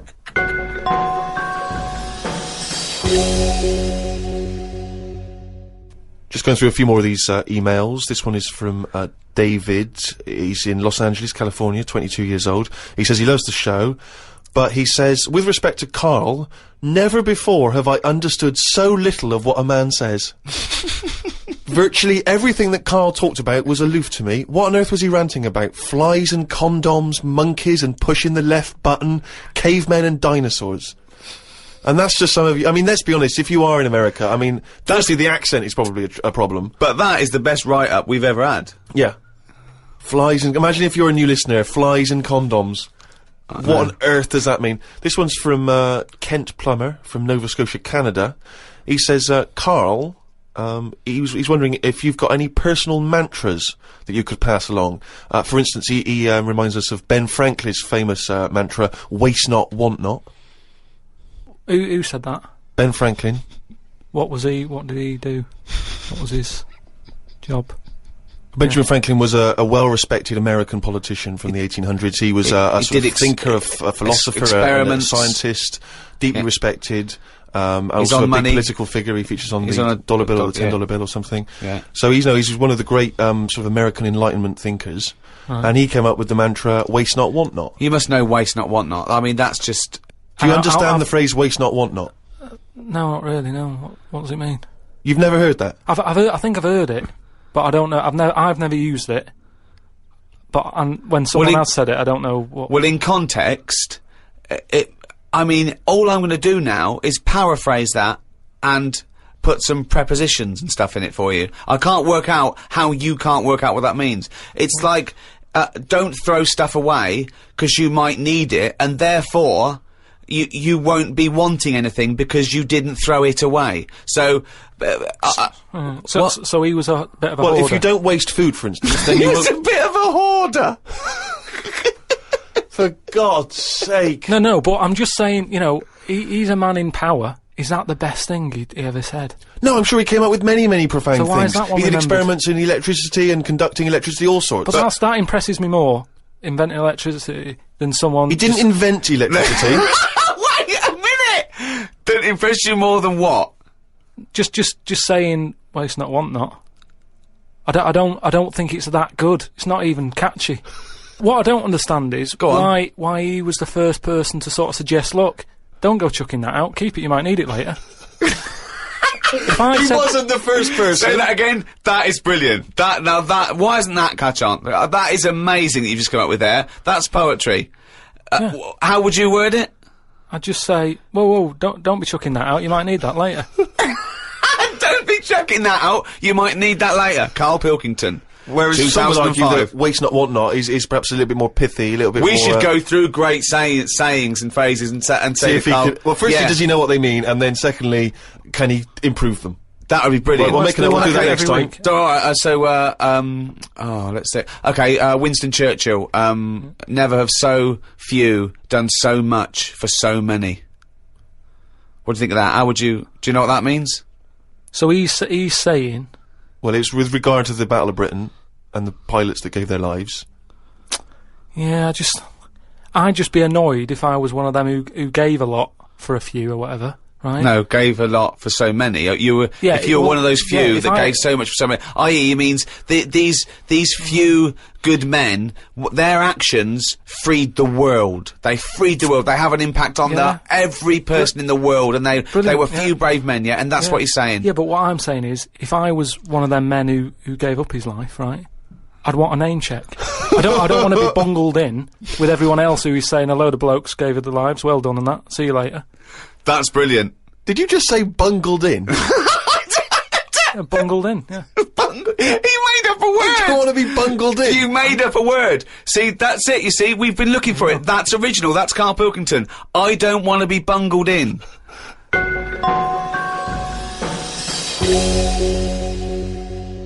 Email here, Rick, from a man I know you're going to look forward to meeting one day. Paul, the party animal parker. I imagine he had a wild Christmas. Oh, imagine the fun he got up to. He's sitting now in sunglasses with his mum giving him some soup because he's partied too hard. And I'll tell you this, I wish I was round there for New Year. Imagine what he's going to get up to.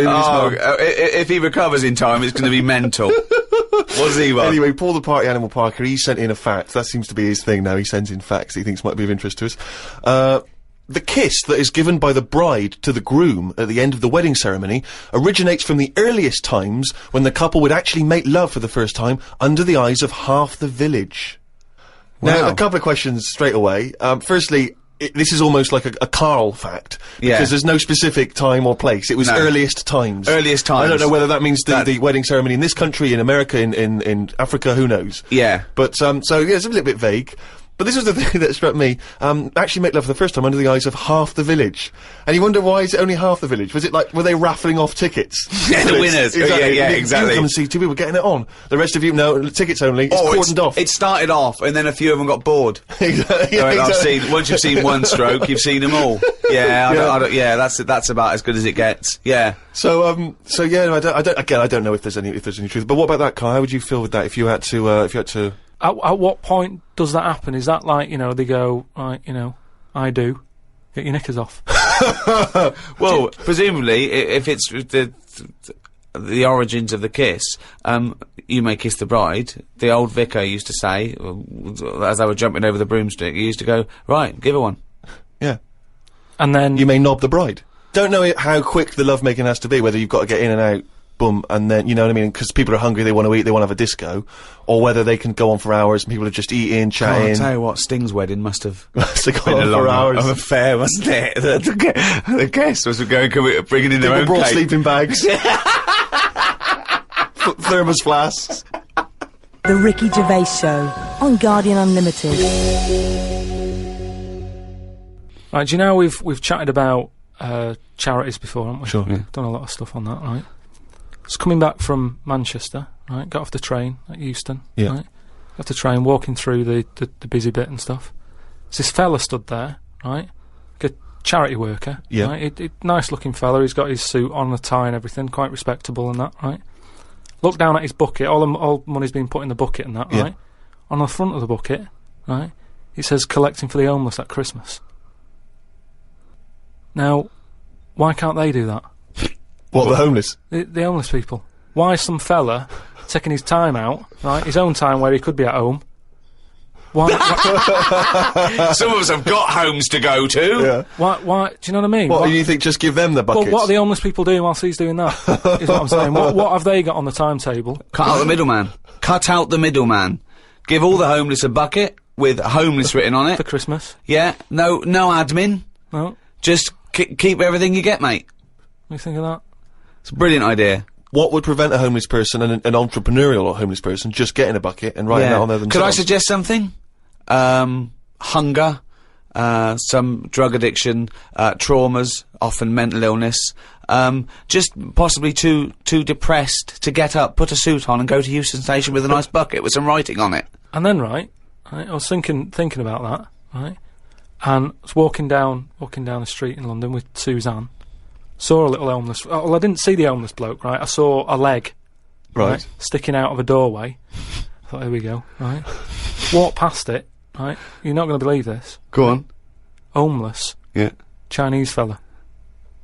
I've never seen one of them. No, I'm not having a go, right? But have you seen? Do you know what I mean? That was a shock. I to me. really don't think I have. I think he's got me there. I hate to say it, but I must say I can't remember ever seeing a homeless Chinese person. No. No, I suppose you're right. Thinking about it.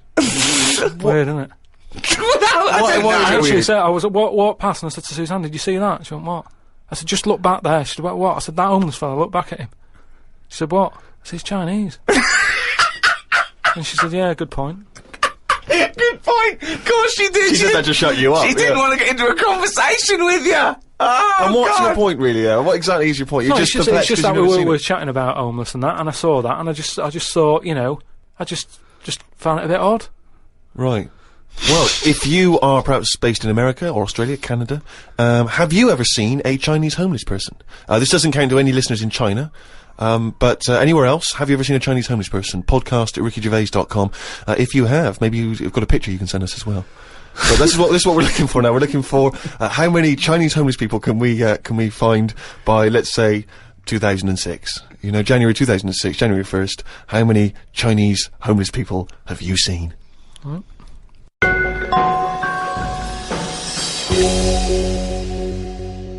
Rick, it's that time again. It's what the whole world is waiting for now. Is it every Monkey week. News? It is Monkey News. Please perform live the jingle. Why'd you say that? Oh, we've had a few people saying, "Oh, is that a pre-recorded jingle?" Yeah, like anything's pre-recorded. No, it's different Oh, every we've got week. that technology. I'll give it a big one, shall I? Give it. Oh, chimpanzee, that Monkey News, you There we go. Right then, well, got an email from John. You know, if you've got any monkey news going on in your area, Let us know. Podcast at rickygervais.com. Oh, God, amazing. just bung it on email. And this one's sent in from John. Don't know where he is. But, do you know, like, they're running out of TV ideas and that? They're running out of TV ideas. Well, you know, Are they? they've done a lot of stuff. I mean, if you had to come up with a TV idea now, you struggle, don't you? Because every idea you come up with, it's kind of been done on it. Sure. Okay. Right? It's like inventions and that. Right? They're not so- getting monkeys to come up with TV ideas, are they? Well, no, right? But there's a TV channel in Moscow, right? And I think they had a bit of bad luck or something, a lot of redundancies and that, right? And whoever was in charge of it got a bit mental and got rid of loads of people, right? Yeah. And they come in the next day and they were like, "Right, are we ready to go live?" and that. And someone comes running in with a clipboard saying, we haven't got any people left, right, to present. Such nonsense. Right, but I tell you what. Right, okay, carry on. So he goes, "What?" If just one employee turns out to be Simeon and is doing a good job, I'm never doing this radio show again. So this TV channel, you know, it's having a lot of problems and that. They've got to go live, right? He's like, "What am I going to do?" Anyway, for some reason, right, there was a chimp knocking about. For some reason, that's the key piece of No, information, boy, it but we doesn't, didn't it get doesn't it. matter, We it didn't get doesn't it. matter, doesn't matter, does it? It doesn't matter. It does. It doesn't matter. Imagine Anyway. if that was in a film. And they're going, well, I can't see where this plot go. Well, he's just there. He's just there. So anyway, so he some sort of reason. says, get it in a suit, right? Why? So, because they're running out of ideas, the clock's ticking, they've got to go live with something. What do you mean? What, he's What, is it a presenting? news programme? He's Well, listen, presenting. Listen, it's a chat show. I am not...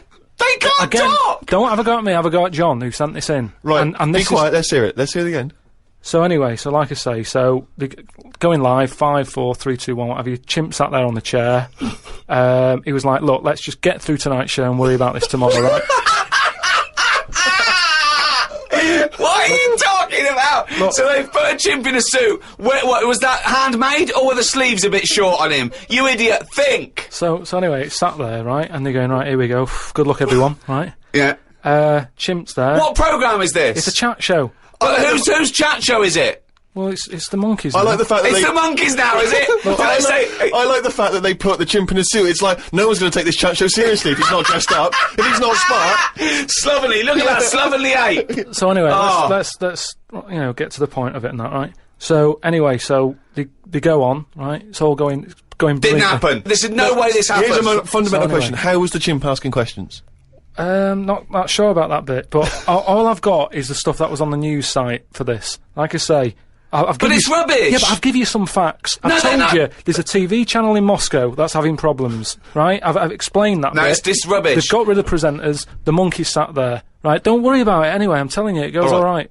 It So goes anyway, okay, in case you were worried, Rick. he's sat there, right? Absolute They get to shit. the first break, they're like, can't believe it, right? You know, viewing figures and that, they're loving it, right? What? No, what? How did they know the viewing figures in the break? Please do not interrupt the And news. what did the chimp At do in end the of it, first half? They had a big guest on that week and what And what have did you. he do? Just talk to was it? himself? They walked out. So Cher comes on, I'm yeah. not sure, but say if it is Cher, right? No, Right, what- the main gaffer is like going, oh, Cher's going to go mental at us, right, for putting her on Say with it the is. monkey. No, it is Cher. No, it's In Cher. his mind, it's Cher sitting there talking to a chimp in a suit. So anyway, she and they're comes filming off- it for Moscow TV, and the ratings are going through the roof. Presumably there's a translator, because Cher doesn't speak either Russian or chimp.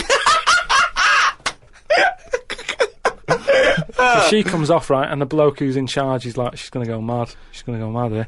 She walks up, she goes, I love that. Right? She said that's one of the best interviews, right? So anyway, they decided, right, it went so well, kept him on. He's still there. I love the fact that Cher was an idea that Steve threw up, and now she's going, I love that, I love that, I love that, Jim, get me back there. I want to go to Moscow, never mind. Unbelievable. Don't have a go at me, have a go at John, but, you know, if you've got any monkey news, send it in. Podcast at rickygervais.com. From the creators of The Office, Ricky Gervais and Stephen Merchant. Extras, the first series, now on DVD. Who are you? Nobody. What's that? Who? Nobody. That's right. Nobody. And who am I? So the Starsky Hutch, I can never remember. You are guaranteed an Oscar if you play a mentor. I've just written a sitcom, but I wonder if you could give it to anyone you know. Is there any nudity in it? Well, it could be. Men or women? Either. Well, just women. Yeah. I will make it so. A painfully funny double disc. Extras on DVD now.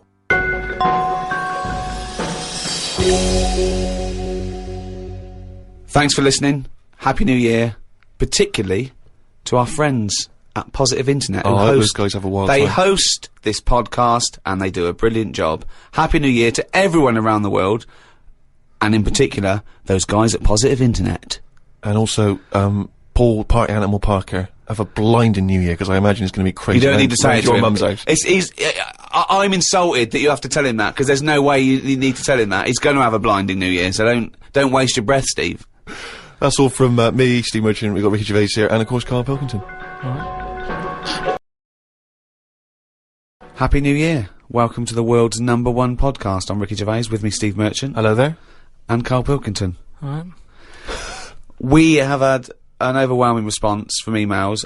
To be honest, we're very grateful and thank you so much, but we've had over 4,000, which is just too many to get through. So we're going to have to apologise for not getting back to you. We are going to try and read them all, but we just can't reply. We do this ourselves. We're three little fellas. We haven't got an entourage and millions of people working for us. It's just us in a little room. But thank you so much. One in particular, remember a couple of weeks ago we asked if there's any house DJs out there, maybe they could do a dance mega mix with the words, I could eat a knob at night. Karl just said that in conversation, talking about someone in a reality game show, I'm a celebrity, get me out of here, who ate a kangaroo penis. And he just came out with the phrase, I could eat a knob at night. Someone has risen to the challenge. We had about 70 different songs. We're going to play our favourite at the end of the show, and maybe put some of the others on the website, rickygervais.com, so you can go there and hear great dance tracks. They're all called I Could Eat a Knob at Night. Oh, no one's switching off now. Everyone's guaranteed they're going to stay right to the end there, so they can hear, I want a bit of knob at... Was it? I could eat a knob at night. Could yeah. Know about night. It's Eat a funny, knob it was at only a while ago, you were talking about getting quoted, like Winston Churchill got quoted, and Ben Franklin got quoted, and now you may go down in history, I could eat a knob at night, Karl Pilkington. Karl, I could eat a knob at night, Pilkington. Talking of all things nobular, I got a text from Karl yesterday, Steve. A text from Karl, yeah. Yeah. I'll just read it to you. Okay, see you to Moz for a face rub at 6:30 then. No bum tubes, though. So I was intrigued, and I called Karl and said, I think you've just sent me a text by mistake. What's the explanation of that? See you tomorrow for a face rub. Yeah. No bum tubes, though. Just because my mate, right, Russell... Why did he choose you? He said, you know, there's things that go on in life that you need to experience. Yeah. He said, just pop along, and I didn't say yes straight away. What's a face rub? You mean a facial? Like a facial? Just like a posh face wash. Like a facial, where you lay down... You just clean your face with a flannel and that. So you're going to have a facial scrub, you're going to go lie down with another man and have your face Well, no, this is what I was saying to him. There's a couple of questions. I didn't just say yes straight away, I questioned it. I said, well, I'm not that happy with this. So I said, look, there's nothing weird going on here, is there? I said, it's not a house, is it? It's a proper clinic and that. He said, yeah, it's proper, you wear a dressing gown and that. I said, well, I'm not that So happy he's with already that. got you in the dressing gown? Yeah, well, I haven't agreed to that. Today I've worn a little round polar neck sort of jumper so I don't have to take it off. It's not going to get in the way of my face. I made sure I didn't wear a shirt with a collar. I'm not taking this off. They can put the dressing gown on top of this. Right. If you have to do it to look smart or whatever. I'm not taking my clothes off. I don't know if it's a woman who rubs my head. Don't know if it's a bloke or whatever. Well, the thing is, you get extra, don't you, for your face rub, because your face goes all the way back over the top of your head down to the back of your neck. But all I was... So you've got a big face, haven't you? All I was saying to him is, I'll have the face rub, but I don't know if once you're in there, they try and sell you the old... the bum tube thing. What's a bum tube? Is that a euphemism? What are you talking about? The thing where they pop a tube in and put coffee in your belly and it cleans you out and that. An enema? Yeah, that's... Yeah. A colonic irrigation? Yeah. Why would you have that? I don't want it. I don't think Why you not? need to. Just because I think I've said to you before about, you don't need to be that clean inside. You know what I mean? I don't mind washing my face. But at what occasion do you need where you're that cleaned out? Do you know what I mean? And it's always a clear tube and that, and you see all the stuff whizzing past. I don't understand why it's clear. I don't know why you've got to see what's coming out of you. Like it's, like the generation game, making notes of what's whizzing past. Forget it. The Ricky Gervais Show on Guardian Unlimited. Over the Christmas break, I was watching some different TV. Saw an amazing documentary. It was called Tribes. This guy, and he goes and lives with different tribes around the world. These small little indigenous people. And there was one. He went to Papua New Guinea in Indonesia. Right, Carl? He lived with the Kombai tribe. All right. Now, this Papua New Guinea is an extraordinary place because it is one of the only places left on Earth that hasn't been fully explored. There are parts of it that it's just blank on the map because they've never explored there. They don't know what's there. They don't know what's going on. So, firstly, that must already freak you out. Imagine that 21st century. They have no idea what's going on down there. But do they need to know if there's nothing going on? Well, they don't know what's going on. There could be stuff going on. No, but there's no chance that they'll go, we haven't been over there, and someone goes and there's like an Arndale centre. Nothing's going to be there, is it? So there's no... Well, I'll tell you what is there, okay? There's these various small tribes, okay? This guy he's amazing, right? Now, the thing about these is that up until the 60s, and even more recently, some of these tribes are still cannibals. They're still cannibalistic, okay? Eating people from other tribes. This is going on now? Going on now. It's generally stopped, but it still does occasionally occur, alright? So this guy goes to live with them, right? They walk around, obviously naked, except for a little leaf just above their genitals. It's not covering the genitals, it's just above the genitals. Do they know they could move on? Have they got a telly? Or have they seen a telly and gone, I'm not up for that? Or are they saying... It's not the Amish. They haven't chosen But what this. is the difference between the Amish and these people? Well, the Amish are a group of people that choose to live in that way. These people are just essentially untouched by civilization. I mean, they do have interaction with civilization, and people do come there, but they still live in this very, very almost prehistoric way. They go around, they have homemade weapons, they kill pigs and hogs in the undergrowth. They live in kind of tree houses. They did buy a telly, but there was nothing on because there isn't any broadcasters. They couldn't plug it in. Yeah. They're having an absolute nightmare. Yeah. But there was one guy, okay, now he said that his brother was dying. This was a couple of years ago, right? His brother was dying. He said to his dying brother, what happened? Why are you dying? This guy said it was a bloke in another village. Okay, he goes over to the other village, he kills this other bloke, right? He eats him, or eats bits of him. The other village gets a bit annoyed. They go, what's going on? Why'd you kill this bloke? He went, sorry about that, right? They said, well, you need to make it up to us. He gave him a pig. They said, a pig's not enough. They gave him 5 pigs. Hang on, who are they giving these pigs to? The tribe? To the tribe of the bloke who he killed and ate. So 5 pigs apparently made up for the fact that they'd killed one of them. They said, well, hang on, what are you going to do with this bloke's wife? Why were they bartering? Why didn't they just get the police in and say, what's going on? What police? Yeah. Why didn't they call Morse? I mean, why didn't they call in Kojak? Because he'd have sorted it out, wouldn't he? Or who else could they have called in? Columbo would have sorted it, I don't understand. What, are you saying there's 2 tribes? There's a number of different tribes, aren't there? I've just explained that to you. There's a number of small individual tribes in this dense Papua New Guinea forest. With a load of pigs? With a load of pigs. But the wife of the guy that he killed, Nate, they said, "What, we don't need her now, we don't want her." So she had to come and live with the murderer of her husband. So she's living there now. You know, happy as Larry. But what I mean is, right, they're miles away from anything, but it doesn't sound like the great place to live, right? Could they not move? Could one of them go, do you know what, I'm sick of this. I'm moving or whatever, and go to a proper city.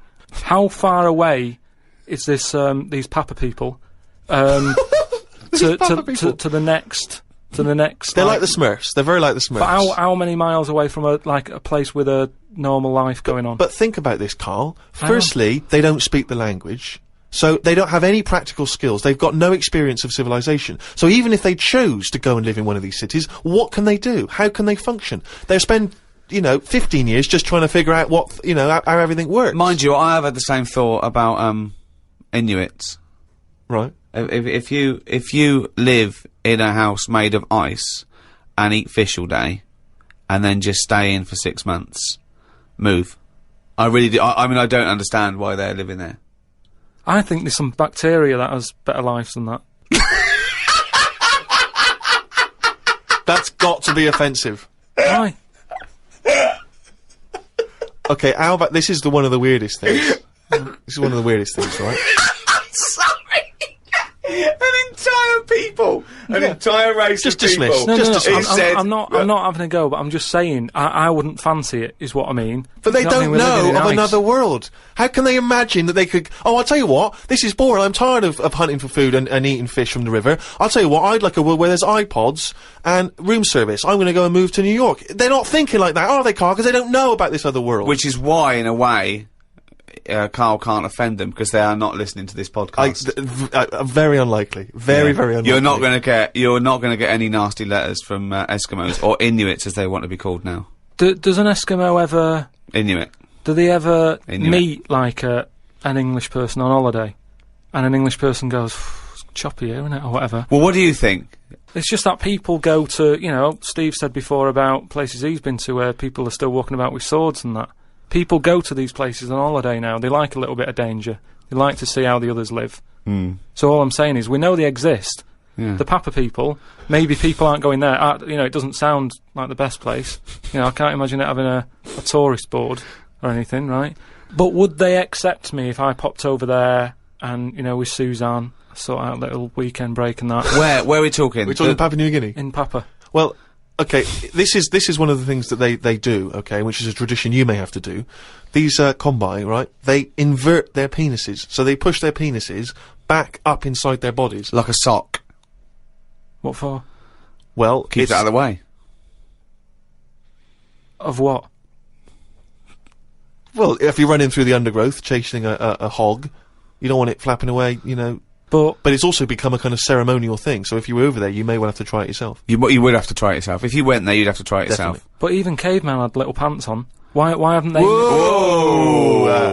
Slow down. Rewind. What do you mean? Again, you've been watching the Flintstones. No, it's just, Is it a leopard skin pair of pants that's actually quite a... Go on.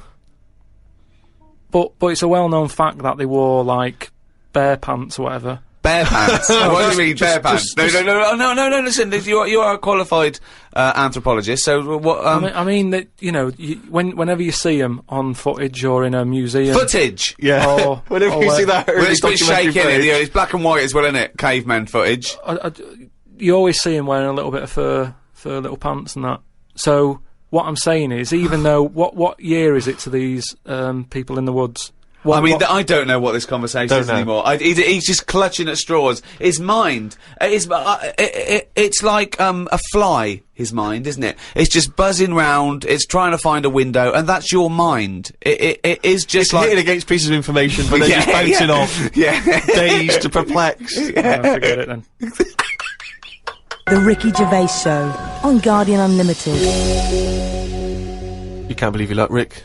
Paul the party animal Parker's been in touch. I imagine the kind of New Year party he was having last night. I don't want to think about it, because it gives me a hangover just thinking about what that dude got up to. Come on, then. Man alive. But anyway, you know, he never stops. He never stops supplying us with little tidbits. Oh, what's PP done for us now? He just likes finding little odds and ends and just sending them in. And, you remember when we used to, years ago, we used to do that thing where, we'd read headlines. Yeah. And sometimes the headline is all you need from a story. Yeah. And this is what's great about this one. If you give me a News at 10 style bong. And now the news at 10.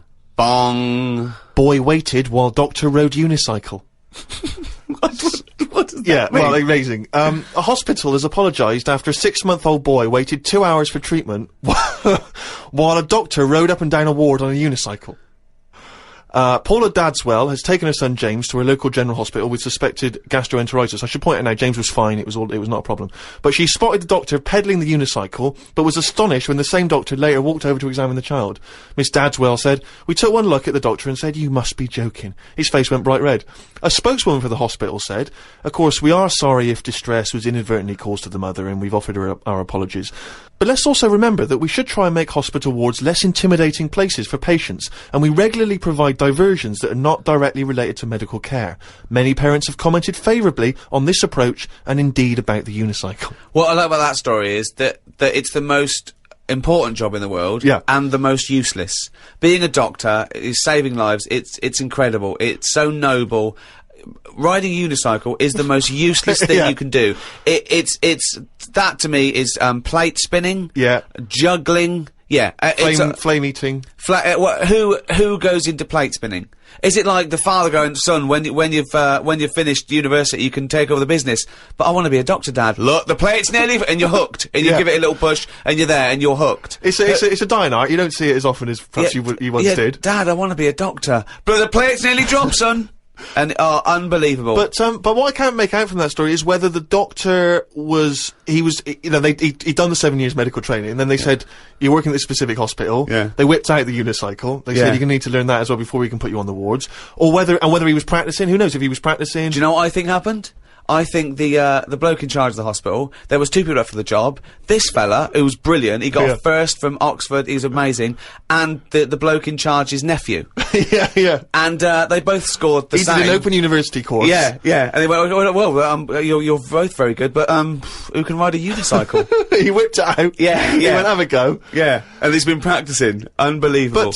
But it's also the idea that if it is indeed something which the hospital has initiated in order to cheer people up, particularly kids, I mean, it just seems like a dangerous thing to be doing in a hospital, with all due respect. I mean, I think so. You could pull out leads, wires. Anything could happen. I know, yeah. They get you to turn your mobile phone off when you go into some ward, so please leave your unicycle here, surely. Do not, no unicycles beyond this point. If you have a unicycle accident, of course, great place to be. It is a good It's an place ideal to be. space to be already. But who rides the unicycle anyway? Do you know what really annoys me? We live near a park. It's a lovely park, and on a Saturday for about 3 hours, there's some twat hippie with braids, dreadlocks, sitting there, playing one drum. How can you play one drum? He thinks this is brilliant. This is therapy. It's I want to shut the fuck up. It's nothing. It's not music. It's not percussion. It's not expressing anything. It's just annoying. Yeah. Tell you now, this would be my worst nightmare if you were to take me on an evening out. You say, "Steve, we're going tonight, right? You can't get out of it. You've got to do it. It's 2 hours. Stomp. Oh. Stomp, where they put dustbin lids on their feet." Now, I mean, I've seen a little bit of it on the Oscars. Yeah. It's all right for 30 seconds. Well done. But what is that show? What is the Stomp show? I don't know. I mean, Jesus Christ! After about 15 minutes, you've had enough of that. Surely. I'm assuming there's not really a story. Are they bin men? No, I just wondered how you get into that, how you start practicing and go, "Do you know what? That sounds quite good." Yeah, they are. They're bin men, yeah. I was shopping with Karl before Christmas, and we went round sort of Piccadilly and St James's, and those really beautiful shops around there. And I went in one shop. You had to ring a bell to enter. Yeah. They came down, and it's like a iconoclastic sort of shop, and they found things from churches and nearly all Russian 16th century pieces onwards. This beautiful carvings and paintings and statues and everything. And I was wowed by it. And this bloke clearly loved his work, and he was, you know, enthusing to me about these stuff. This is from the 16th century. This is Russian. This is and I went, oh, it's beautiful. And as I was looking round, I heard Karl sidle up to the bloke and go, "What's the newest thing you've got here?" Yeah. Sure, that's his first thought. I mean, that is the wrong question to ask of a man who's clearly in antiques. Yeah. Proud of the fact he's got 16th century iconoclastic Russian stuff, to ask, what's the newest thing you've got here? I mean, what sort of question is that? Oh, I don't know, probably the doorbell. I don't know, what does he want of my shirt? What were you thinking? hoping for? I just was making chat with him, because it's the sort of place that I don't think many people go in, right, Steve? When you go up to this shop, right, it's not sat in there. You have to ring a bell. He's getting on with his life upstairs. He lives upstairs, right? You ring the bell to say, "What, I come in your shop." He pops down, stands there watching you look around. So it's not a natural way to shop. Sure. Do you know what I mean? It's not nice having a bloke stood there watching you look at all this old stuff and that. So I was kind of making friendly chat. Yeah. And I think it's an alright question, because he was saying there's loads of old stuff in there, and he kept going on about the old stuff. So what did he say? Well, what's the newest thing you've got? And what was Do you know what he thing? said? The other question he asked him? He said, "How often do you get new stuff in?" And the bloke went, "Every day." And I said to him, "Why did you ask that?" He said, "Well, I was thinking, if you got antiques and you sell it all, what's left? Like, someone's going to sell all the antiques in the world because they're not he said, because they're not making any new stuff. What does that mean? They're not making any new stuff? But I know for a fact no one's ever going to go in there and buy the lot anyway. I mean, I've never seen anything like it. I'm not at any point in my life, and I don't think it'll ever happen, will I go, "I need some old Russian wood." Because It was brilliant. No, it was, Steve. no. It was beautiful. It's amazing stuff. There's stuff. There's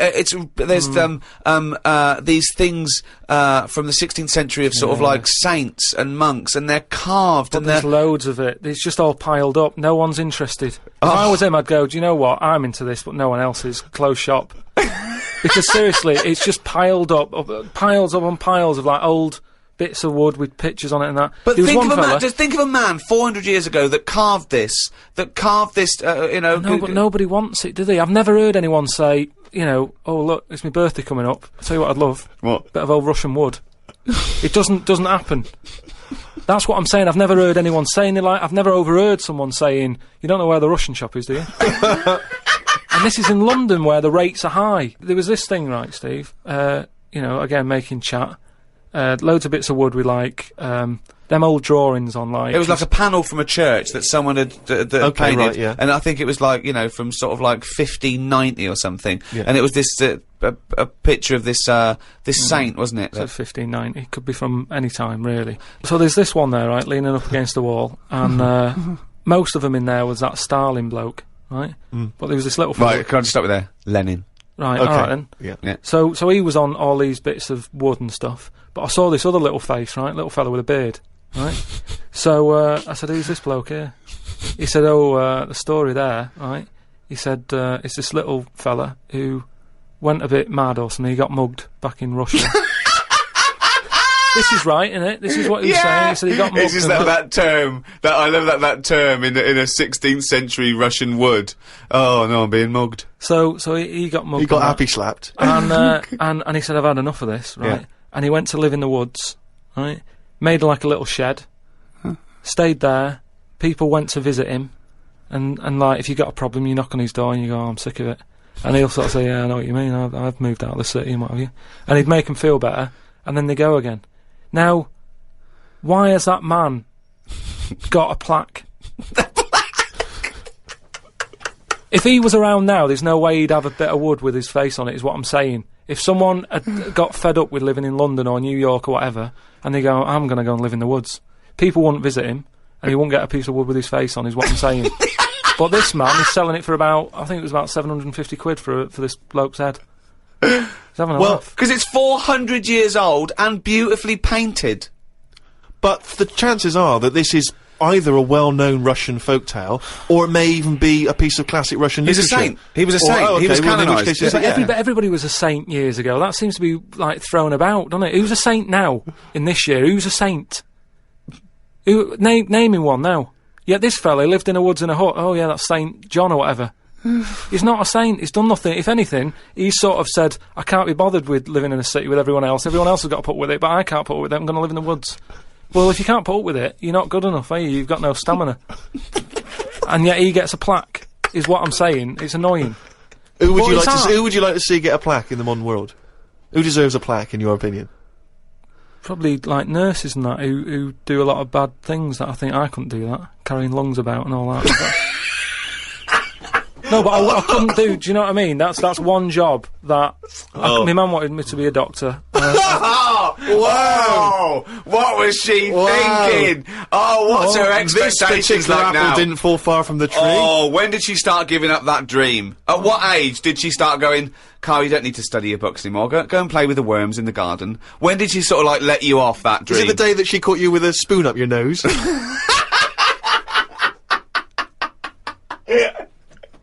From the creators of The Office, Ricky Gervais and Stephen Merchant. Extras, the first series, now on DVD. Who are you? Nobody. What's that?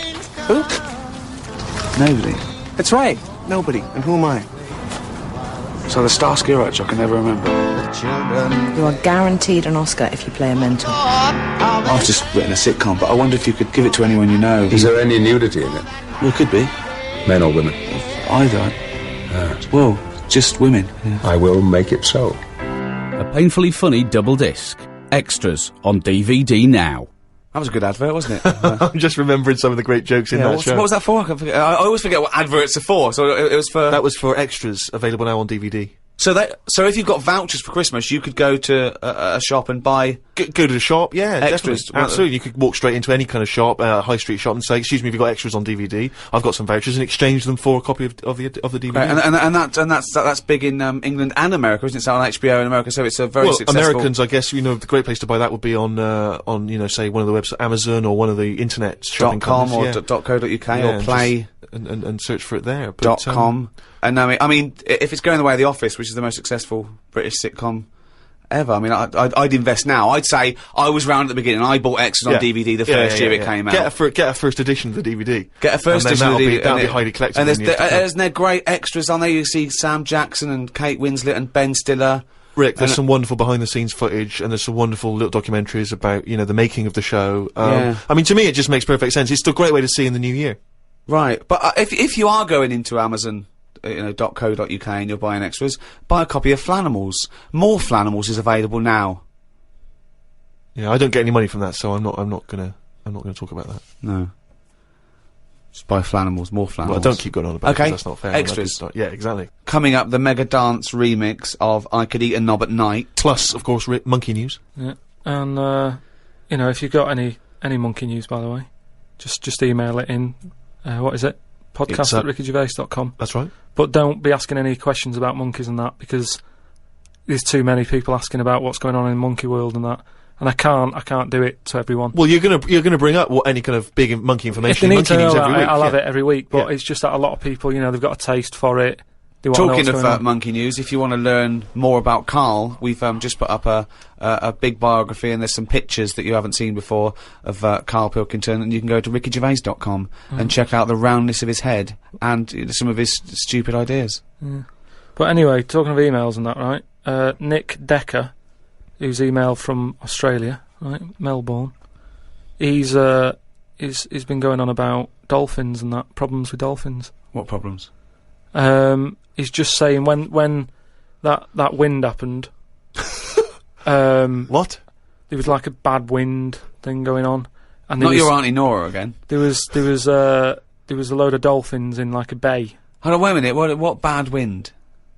In America, they had that Hurricane Katrina. Yeah.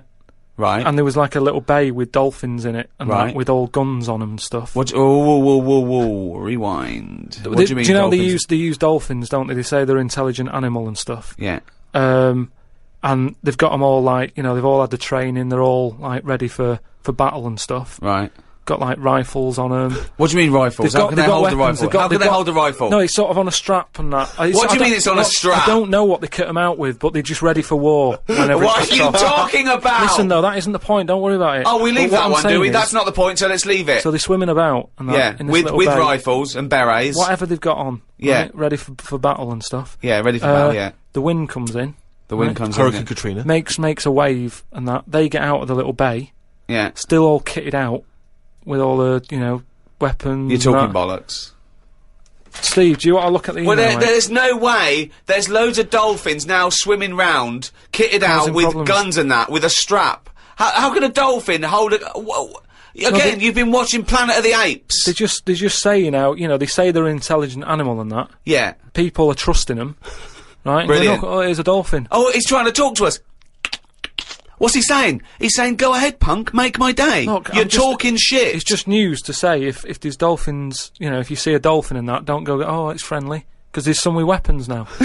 So I'm just reading it out on email. That'll cover it and that. So Bollocks. and more animal stuff, right? Your girlfriend Jane, right? When I was round there the other night, she was talking about they're getting closer to doing the mammoth. Oh yeah, they're genetically engineering it. They've they're a few sort of million bits and pieces away, but they reckon they're going to be able to build a living mammoth within 2 years. Yeah. Really? Yeah. Apparently, What sort of Jurassic Park type stuff? Sort of, yeah. Yeah. What do you think of that, Carl? Do we need them? What do you mean? Well, is it worth messing about? Because I always think, well, whoever's like knocking one of these together, right? Yeah. They must be pretty bright. Right? Yeah. So whilst they're messing about with an airy elephant, could they be doing more useful stuff that the world needs? Well, it's sort of like, it's fascinating. Even if on the face of it, it looks pointless, which it rarely is. Scientific discovery. It's about conquering nature, isn't it? I mean, that's amazing, isn't it? That you could bring a mammoth back. What are the implications to bringing a mammoth back? Could they aid the workload? Could they feed the starving? There's What, so applications. you're saying, Well, I'm not bring saying it back anything. to kill it, to eat it? Well, I'm not saying anything. I'm saying that rarely is scientific discovery pointless and a waste of time in the greater scheme of things. We learn from this, don't we? The fact that it can map DNA of a mammoth, what are the implications there? Could we bring back, I don't know, Churchill? Could we bring back Nelson? Would we want to? Is it moral? That's another question. But the feet alone, and I don't mean its feet, I don't mean we can bring back mammoth I could feet. tell that was what he was thinking when his eyes moved. Yeah, I meant the achievement alone is remarkable. Putting a man on the moon, pointless. But what a feat. But don't you think... Not impressed by putting a man on the moon? No, we've chatted about the man on the moon, some people like it, some don't. I'm not going to argue about it, do you know what I mean? If you were behind it and that, good on you. But Yeah. I'm not that fussed. I don't think we've learnt that much from it. You went all that way, popped a flag up, came back.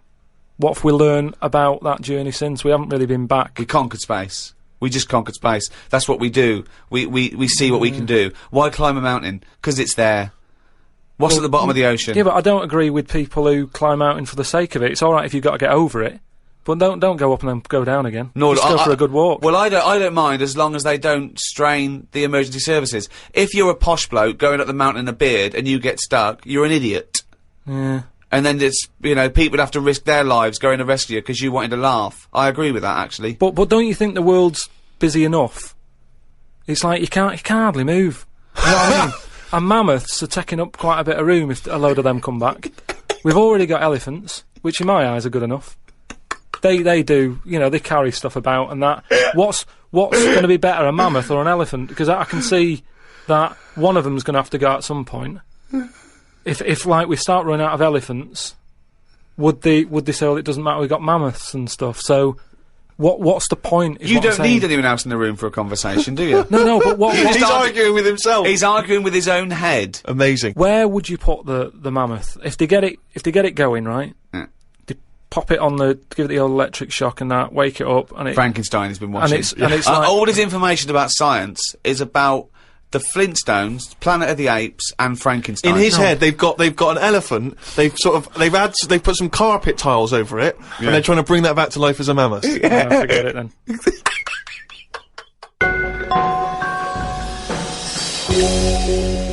Carl, can we have some monkey news before I die? Alright. Oh, chimpanzee that monkey news, yeah. This week, what I thought I'd do, right, because we're getting loads of emails from people who haven't really heard much of the monkey news that I've done in the past, right? And a lot of people are sending through one of the first ones that I did that was a good monkey news. I think it's worth hearing again, just in case you forgot about it, because it's sort of classic monkey news. I don't know if you want a different jingle.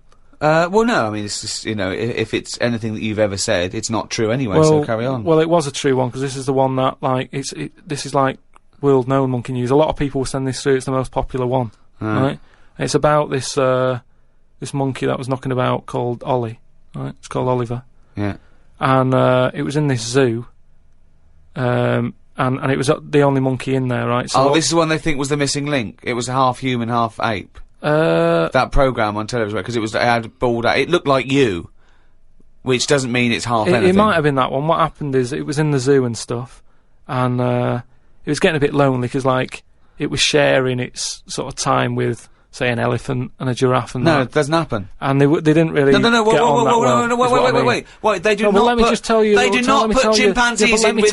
No, well, it's not true. I know Why they would he share his time with an elephant and a giraffe? Gervais, it was some kind of flat share. They put an advert in the student union. Yeah, saying, yeah, we've got 2 rooms to let. African mammal wanted, Well, non-specific. anyway, but a mammoth and a... What I'm saying is, there was other elephants for elephants to knock about with and that. The monkey, it was the only one there. So what happened is, the zookeeper felt a bit sorry for him. Right.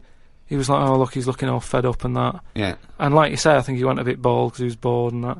So he started to sort of get pally with him. So at lunchtime, when the zookeeper was sat on the wall having his, like, ham butties or whatever, he'd sort of go, all right?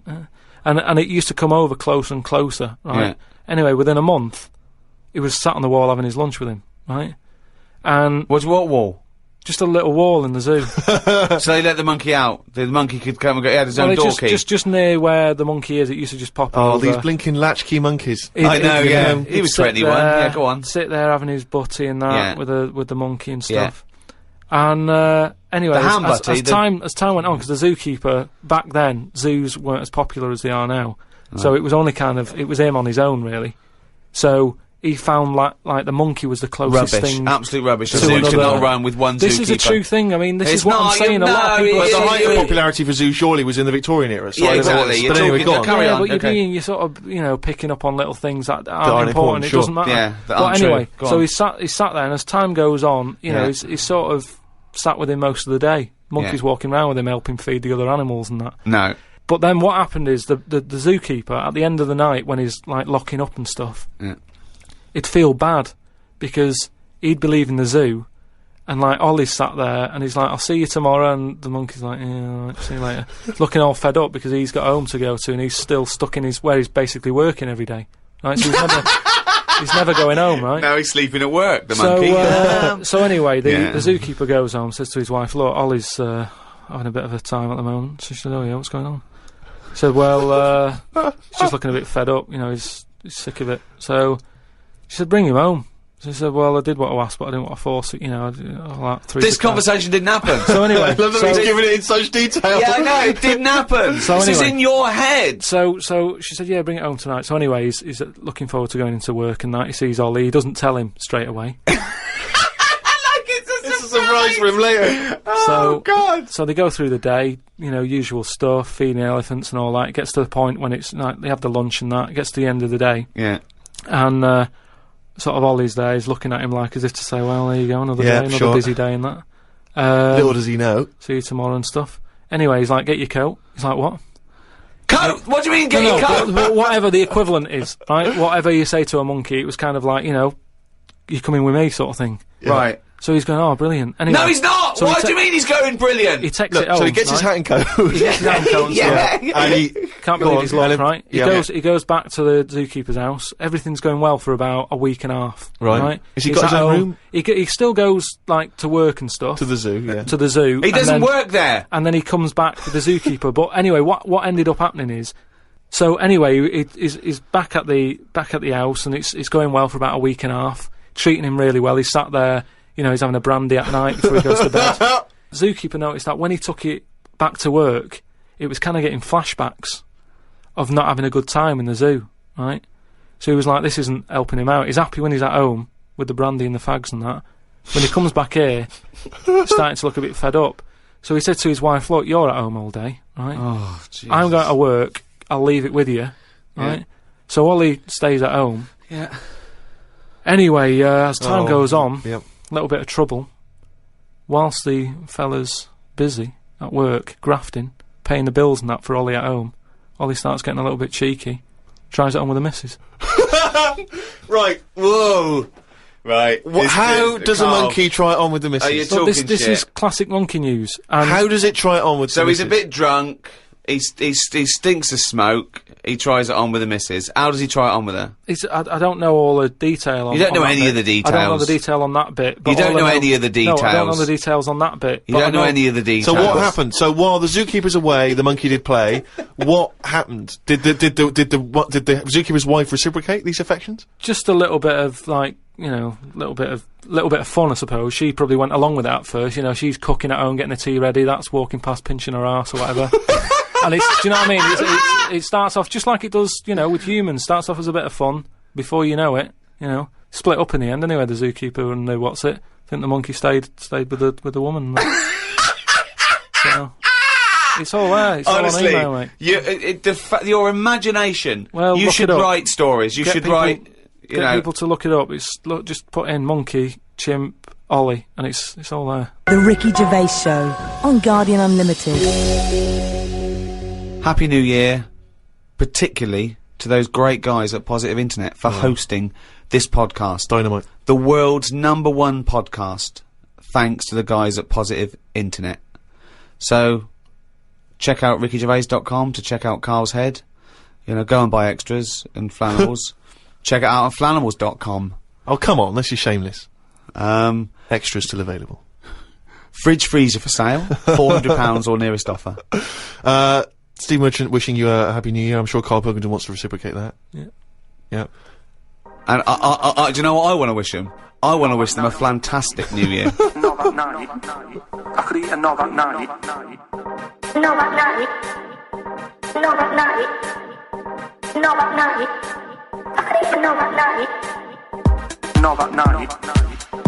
Nova night. Nova night. I could eat a Nova night. Nova night. Nova night. Nova night. I could eat a Nova night. Nova night. Nova night. Nova night. I could eat a Nova night. Nova night. Nova night. Nova night. I could eat a Nova night. Nova night. Nova night. Nova night. I could eat a Nova night. Nova night. Nova night. Nova night. I could eat a Nova night. Nova night. Nova night. Nova night. I could eat a Nova night. I could eat a Nova night. I could eat a Nova night. I could eat a Nova night. I could eat a Nova night. I could eat a Nova night. I could eat a Nova night. Nova night. I could eat a Nova night. Nova night. I could eat a Nova night. Nova night. I could eat a Nova night. Nova night. I could eat a Nova night. right, you're talking shit. Explain yourself. Welcome to the 6th podcast in a series of 12. The Ricky Gervais Show, available online with me, Ricky Gervais, Steve Merchant. Hello. And Karl Pilkington. Alright. Halfway through after this then, Karl. Yeah. You enjoying it? It's alright, isn't it? It's had a great response. We're the #1 podcast in the world. We've had thousands of emails and messages, and it's just great to know that people all around the world are listening, don't you think? Yeah. It's great, isn't it? I should just point out, Rick, that we've had a few emails, including one from Mark Pavlidis, that says that some of the people listening on the enhanced podcast, so, you know, these fancy people, super rich people who can afford that one, apparently sometimes if they try to pause the show halfway through, it sort of freezes, and they've got a problem restarting it. And he's saying that apparently you should just hold down menu and select, and that'll reboot it. So I don't know if you have had that problem. Hold on. Who's pausing this show halfway through. I don't understand it. I can't believe it. This is like a book that you can't put down. What have they got that is better to do with their time? What can be better than listening to Karl's drivel and his stupid theories? Unbelievable. We've got a little email straight away, Karl, from Nikki in Beverly Hills, California. She says, Karl, you rock. I hate it when Ricky and Steve ridicule you. I checked out your picture on rickygervais.com. Although your head is not normal, that's no reason to ridicule you. You look gimp, but I never judge a book by the cover. Cheers. Is that all you've got to say? Well, it's only 'cause I've got no hair, though, isn't it? That's why it gives that effect. No, it's perfectly round your head. It's perfectly spherical head. Your face is slightly too big for it. It almost goes over the sides. Perfectly round head. Pug little nose. Funny gimp eyes with no expression. Hangdog look. Like a little mouth, like a little lamprey, not formed, not human formed. The way your expression is like you've had a lobotomy. Your head goes weird at the back. It's got a little nod in it, like it's really strange, your face, and you're stupid. We've had a lot of emails saying that. I mean, I think he's just paraphrasing, but. Talking of emails, you know, a couple of, I can't remember which show it was, but you mentioned, Karl, that you'd only recently seen a, Chinese homeless person. Oh, yeah. And it really surprised you because you'd never seen a Chinese homeless person. And I actually went along with that.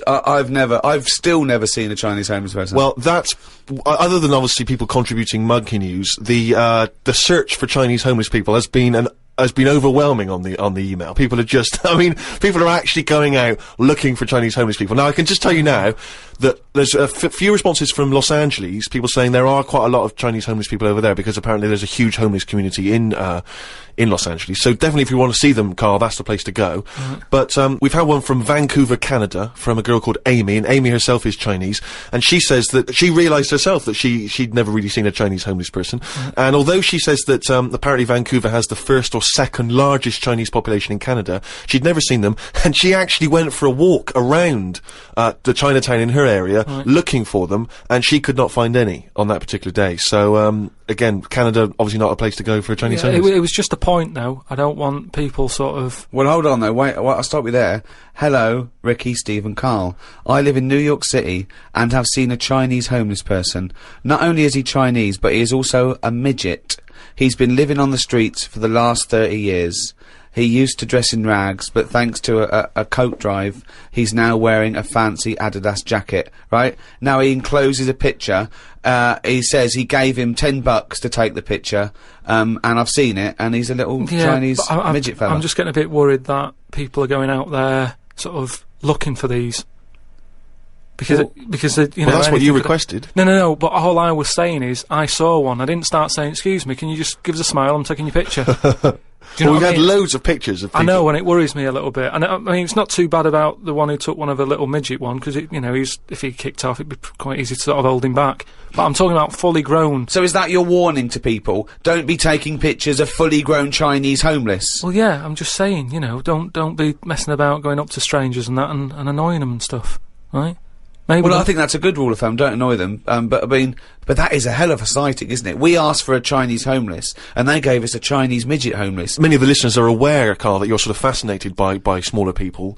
Well, he's fascinated by difference, I think. Yes. I don't think he's having a go at people. You're not having, when you sort of stare at someone because they don't look like you, and let's face it, most people don't look like you, you're not having a go, are you? Well, like I say, first time I saw Steve, I was never having a go, it was just, oh, that's different.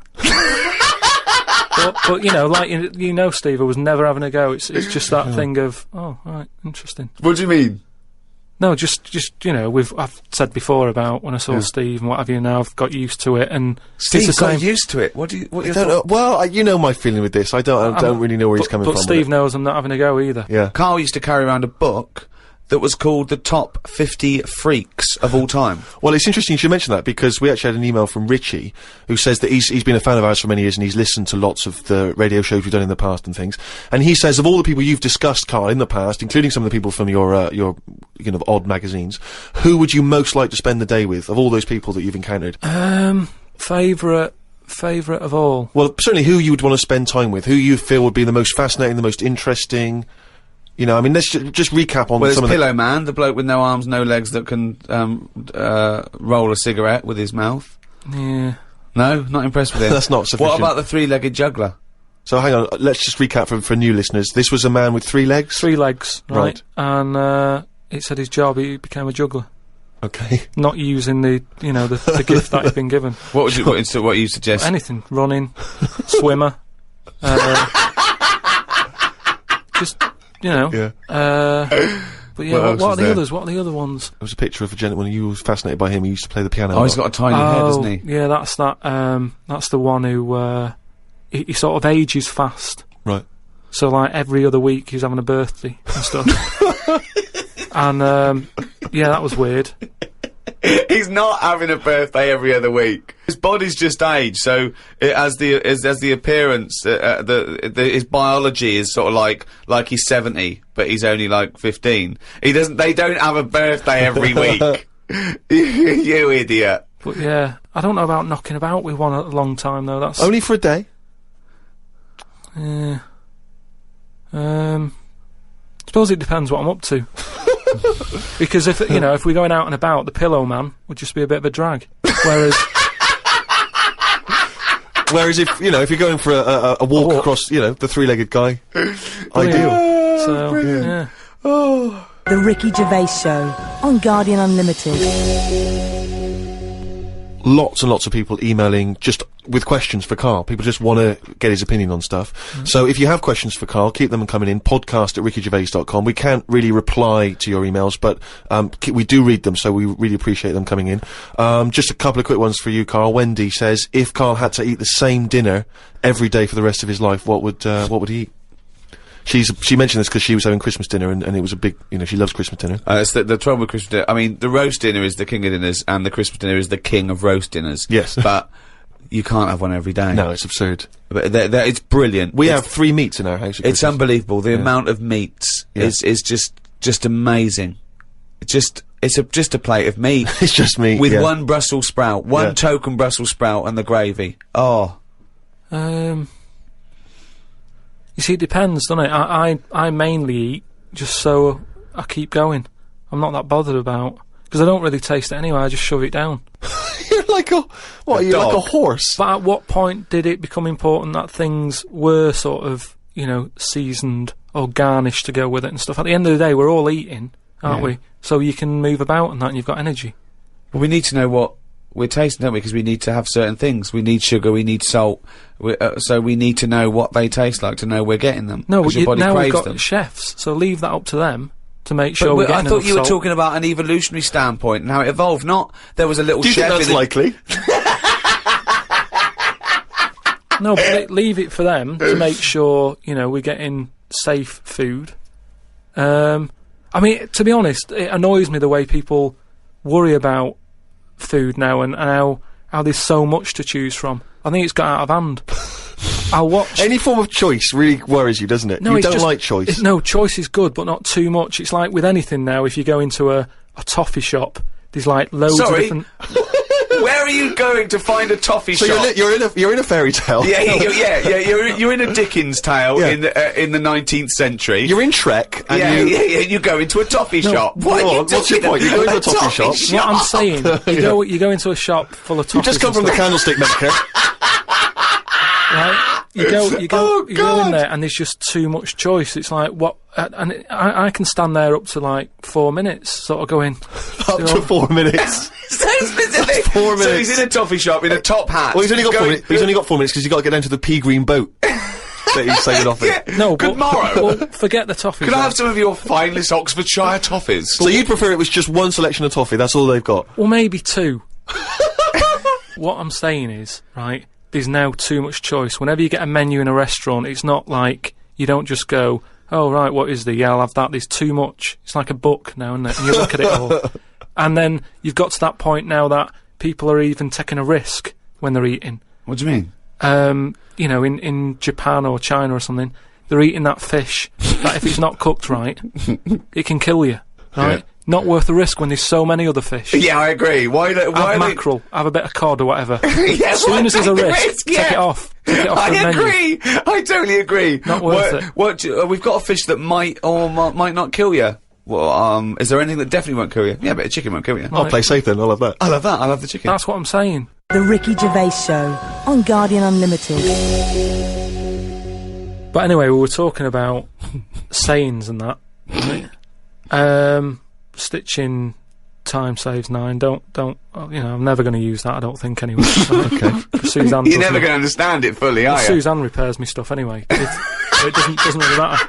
But what about the one? About the one in greenhouses and that? People who live in glass houses shouldn't throw stones. Yeah. What? Does that confuse you? You've never understood that one? No, that's a lot clearer, isn't it? It's sort of saying, don't be chucking stuff about if you're surrounded by glass and what have you. Yeah, but don't forget, it's an analogy, it's a metaphor, it's not to be taken literally. It's not really just talking to people who live in glass houses. It's saying, Hang on, sorry, before you say that, Rick, I'm intrigued to know if he's fully got to grips with this. Just give us your explanation again of what you'd take that to mean. Well, just don't be chucking stuff about. Really?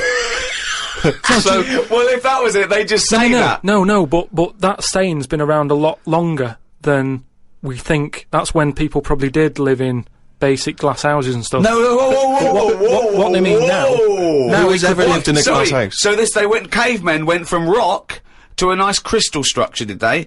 What are you talking about? When did people live in glass houses? What they mean now, when that saying's used now, they mean sort of, plasma tellies, ornaments. No, they don't. They're saying don't chuck stuff about, because No, you'll break it. No, it's not about damaging your own property. They don't mean you're inside the glass house throwing rocks inside your own glass house. It's a metaphor. It means don't be having a go at people if you yourself have got more to lose. Do you know what I mean? It means it could be anything. Don't start a war where you could come off bad as well. It's about how fragile your situation is. If you live in a glass house, metaphorically, don't throw stones at someone else, because when he throws it back at you, your house is more easily damaged than his. Again, metaphorically. It doesn't mean that if you're living in a glass house or in a house with other precious objects, you don't, in your own home, throw bricks about. Because that would be a very specific audience that I was trying to reach, that phrase. I mean, let's be honest, what kind of a mental Do you know case? what? I think we've got the crux to this, right? I think I can answer. Right. Karl, what is an analogy? It's sort of like a little story told quickly. Isn't it? It's a little story told quickly. To what end? Well, it depends what the story is. Okay. Depends. Give me an analogy. Well, for me, I thought a one with the greenhouse. Yeah. Right? It's a greenhouse. Before it was just a glass house. Yeah. Alright, then a glass house. Okay. Right. What I mean is that glass house is metaphorical.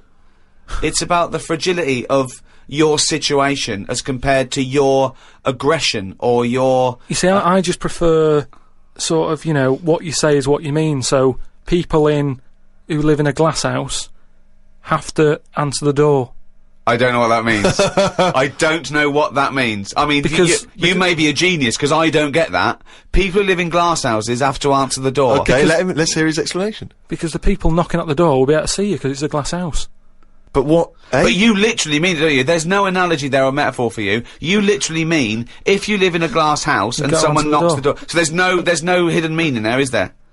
Well, normally... Couldn't that also, you have to add a number of other things, other caveats. Surely, if you live in a glass house, don't walk around naked. Yeah. If you live in a... These are literal. See, if you could actually make that into quite a nice saying there, because if that meant, if someone said that to me and they weren't a shaved chimp, right? If they said people who live in glass houses have to answer the door, I think that means, yeah, it means that there are no secrets. You can't hide behind anything. If you're very open, if you've chosen to be totally open all the time, you can't go back on it.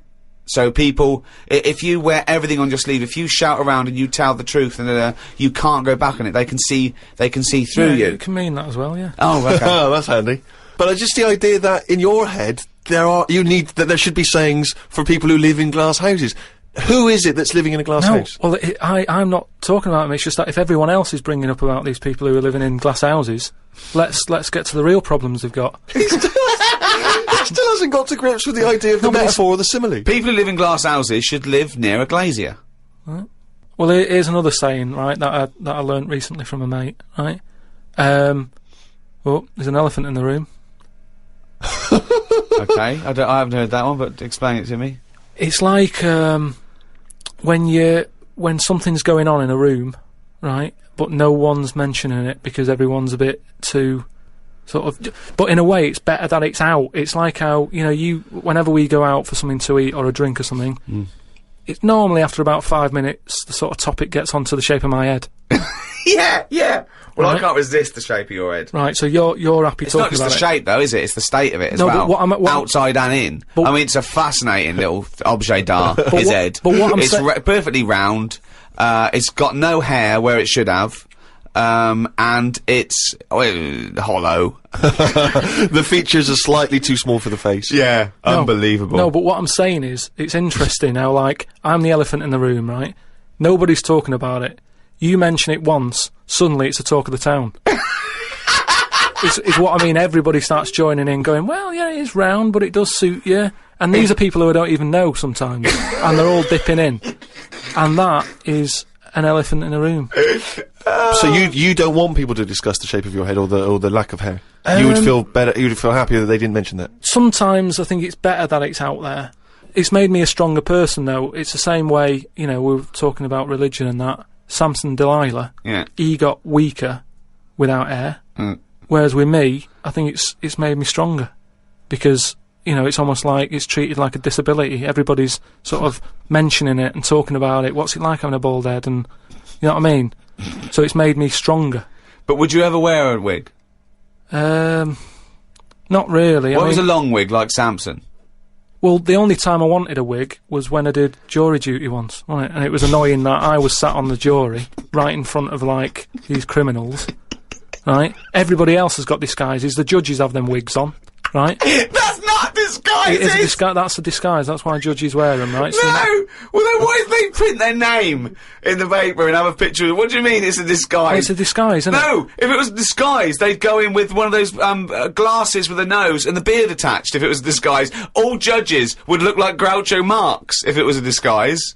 Well, I'm just saying that's what annoyed me when I was sat there on the front row, right? I couldn't have been any closer to the criminals, than that, right? I was sat there and I thought, why didn't I just pop a little wig on or a pair of glasses? I would have loved to have seen you in the front row at Crown Court. No, I'd because love to see it because in this country you're not allowed to show pictures of jurors. You can't take photos in a courtroom, so there's always these sketch artists that draw drawings, and it's on the news. The idea that we'd have seen 11 people and a sort of Krusty the Clown figure would have been amazing. Yeah, I would love to see the artist do an interview, because it would be like complicated people. Oh, hey, he looks characterful, and then just a little round head. Charlie Brown.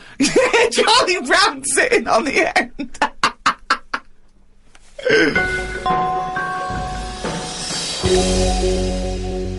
Karl, you said that your New Year's resolution was that you were going to learn something every day. yeah, Have you learned anything today? if I can. Today, like, I don't know the full facts of it, but Could I just say that when someone says they learn something new every day, that doesn't count if they forget it the next day. no, but, Because that'd be Groundhog Day learning. well, the thing I learnt today was about an octopus. Oh, Go on. What they can do is, they've got 8 legs and that. Yeah. They Tentacles. they can use 6 of them legs to cover their head so they look like a little stone, and use the other 2 to run off. Right? But that's He's thinking of Squiddly Diddly. Yeah, it's a Disney image in his head, isn't He's it? thinking They're of pink. but anyway, that's So that's it's not the Pink main singing thing. a song in your mind and running off, yeah. No, but anyway, but something else I learnt, right? It's mainly about animals and that, because that's Yeah. normally quite interesting. Yeah. There's a chicken somewhere, Oh, yeah. Oh, yeah. And Specific. and the owner of it was getting fed up because, he had to feed it and that, but it wasn't. Embellishment. it Guesswork. No, come on, let's hear it. It wasn't giving anything back. No eggs. No eggs, right? So he was like, oh, I'm sick of this. Anyway, someone told him, pop a little axe next to its little house, right? So when it comes out in the morning, thinking, oh, I'll have another lazy day doing nothing, right? He saw this axe, and suddenly it was like, oh, right?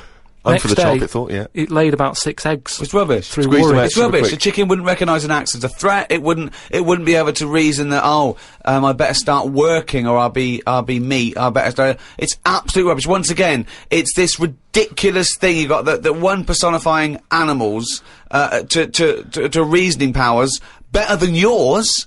I mean, I think, you make chickens and monkeys cleverer than you in your stories, which is weird, okay? It didn't happen and wouldn't work. Next! What else haven't you learnt today?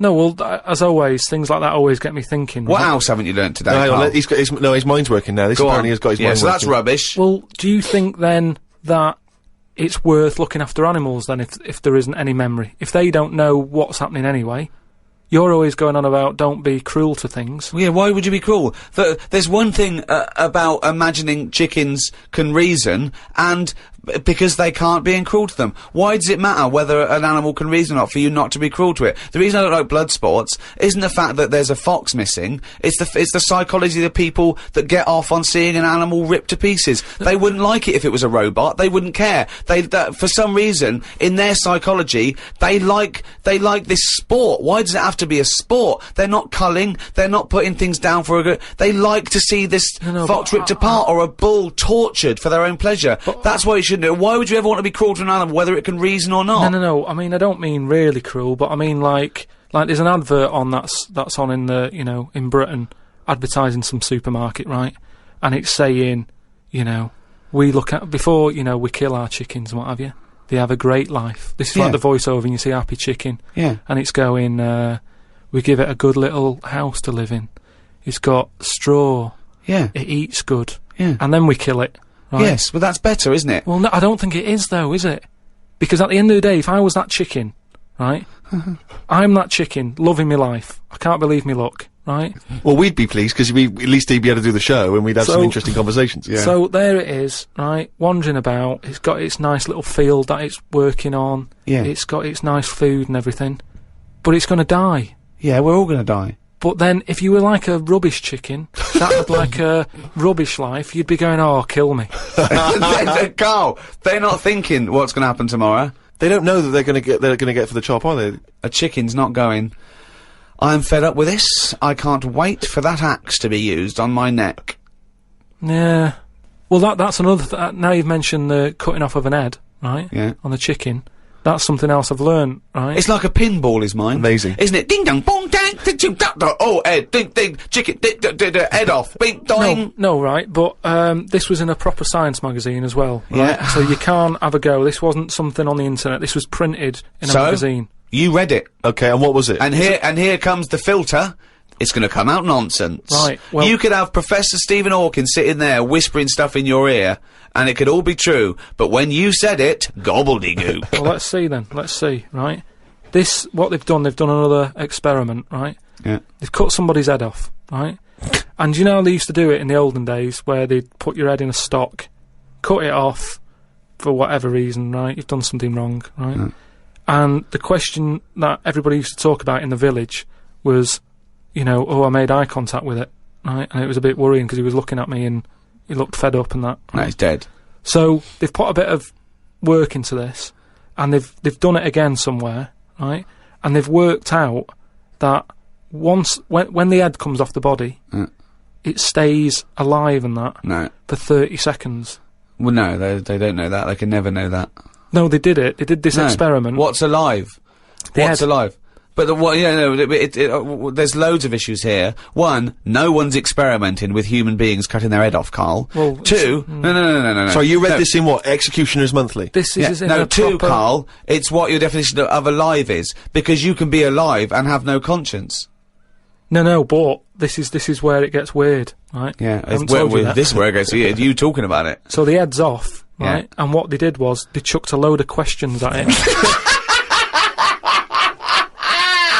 all sanctioned by the government. Yeah, this is all fine. So the head lands perfectly on the neck and goes, what do you want to know? And it said... So they're asking questions, and it's going, do you know what? To be quite honest, I don't answer your questions. I'm a little bit annoyed about the execution still. Well, that was the interesting thing. They said it's about... No, it's not. It didn't happen, Carl. Let me hear. Oh, don't talk Let shit. me hear it. What are you talking about? Who these people round in white coats going, quick, ask it a question, it's bleeding. Right, so they said for about 25 to 30 seconds, the last 5 seconds it is sort of like, can't be bothered answering them. Right, but prior to that, apart from that, they were chucking stuff. I don't think it spoke. I don't think it was like, 2 and 2, 4 and stuff. It was more, it was to do with blinking. So blink once if you say blink twice. So I told it, said, listen, when you die, you're probably not going to be able to talk, because your jaw's going to be on the ground, you're not going to be able to open your mouth. If you do, you'll fall over backwards and hit your head. Now listen, blink 1 for yes and 2 for no. Yeah, right, yeah, not too bad. Yeah, is the axe nice and sharp? Yeah, Promise? you're Do you talking promise? shit again. You promise to do it? Yes. All right. Well, yeah. The thing is, they wouldn't be able to do it with you, because if they cut your head off, it would just roll. It would roll away, because it's perfectly spherical. They would go, oh no, there's Plus, it takes about 20 seconds whenever you ask Carl anything for the question to process and for him to start to formulate an answer. Anyway, if people listening and that, if they learn anything, that's amazing. Just send it in, because it'll come out gobbledygook when Carl tries to translate it. Interesting facts is what we're after then. Plus, also, if you've got any questions for Carl, if you just want to see how his mind works, then you can get in touch with us. Or whether his mind works. Indeed, we've any proven doctors, that. psychologists out there. Podcast at rickygervais.com. That's how to get in touch.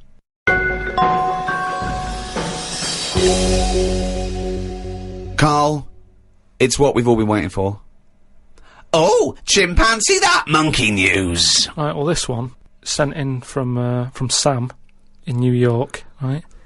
And it's about a fire that happened, right? In a really, do you know, like in New York, they have loads of big buildings, don't they? Yeah. Right, really, really tall ones and stuff. Skyscrapers. Yeah. And there was a fire in one of them, right?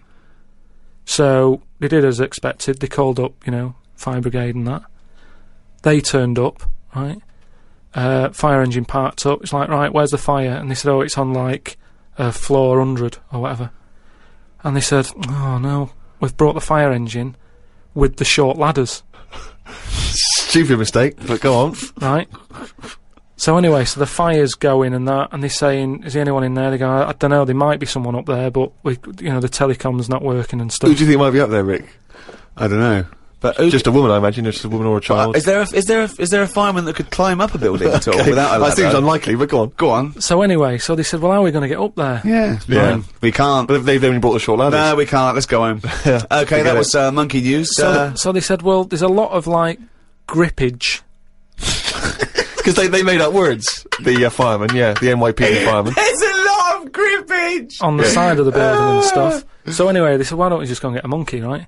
So they got a monkey. Whoa, that's a bit of a jump. Is that policy now in the New York Fire Department? Well, you've got to think quick, haven't you? At the end of the day, if people are up there, you don't start querying if it works or not. You try everything that you can to help someone out, right? That's the first thing I thought of. Was it a monkey? So it was quicker for them to go and get a monkey than to go back and get the long ladders. Why don't they get fair enough. Why don't they get Spider-Man? Yeah, call Spider-Man. Yeah, call Spider-Man. So anyway, so they got a monkey down there, and they said, right, where'd they get it from? We don't know, from the local zoo or something. Oh yeah. So they said, look, let's we've got to remember there could be someone up there, right, and it'll shock them a bit if a monkey comes in, right? Yeah. So they said, yeah, I don't think they'd care. If their building's on fire, they're not going to go, oh, it's weird, there's a monkey at the window. They'd be screaming, save me! Oh, there's a monkey. So where anyway, are you from then? So they said, right, we'll just get it a little small uniform and that, the smallest you've got. But, whoa, hold on though. Actually, where are you going to get that? I'm going back to the station. We'll get the long ladders while you're there. No time. No, I bought the small uniform, I just didn't bring the long ladders.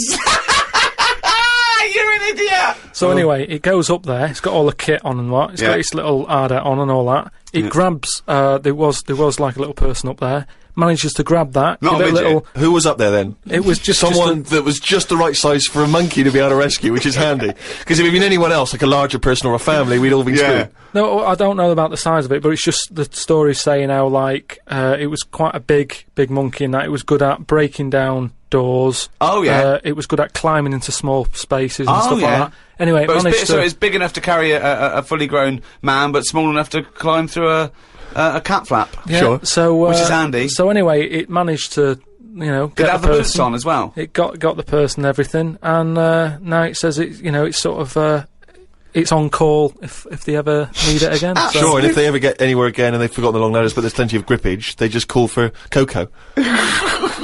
So that's this week's Monkey News. Bollocks. The Ricky Gervais Show on Guardian Unlimited. Well, I hope you enjoyed our podcast there. Another half hour of absolute drivel. I've been Ricky Gervais.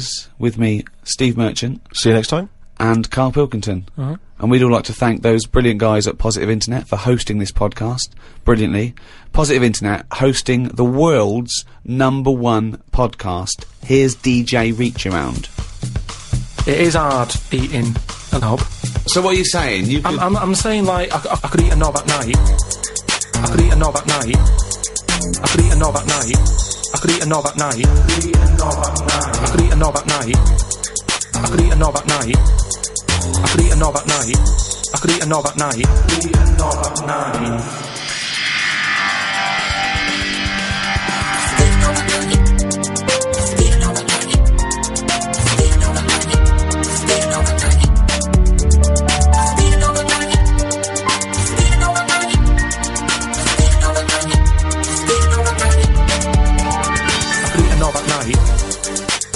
at night. I could eat a knob at night. I could eat a knob at night. I could eat a knob at night. I could eat a knob at night. I could eat a knob at night. I could eat a knob at night. I could eat a knob on the stick. I could eat a knob at night. I could eat a knob at night. I could eat a knob at night. I could eat a knob at night. I could eat a knob at night. I could eat a knob at night. I could eat a knob at night. I could eat a knob at night. I could eat a knob at night. I could eat a knob on the stick. I could eat a knob at night. I could eat a knob at night.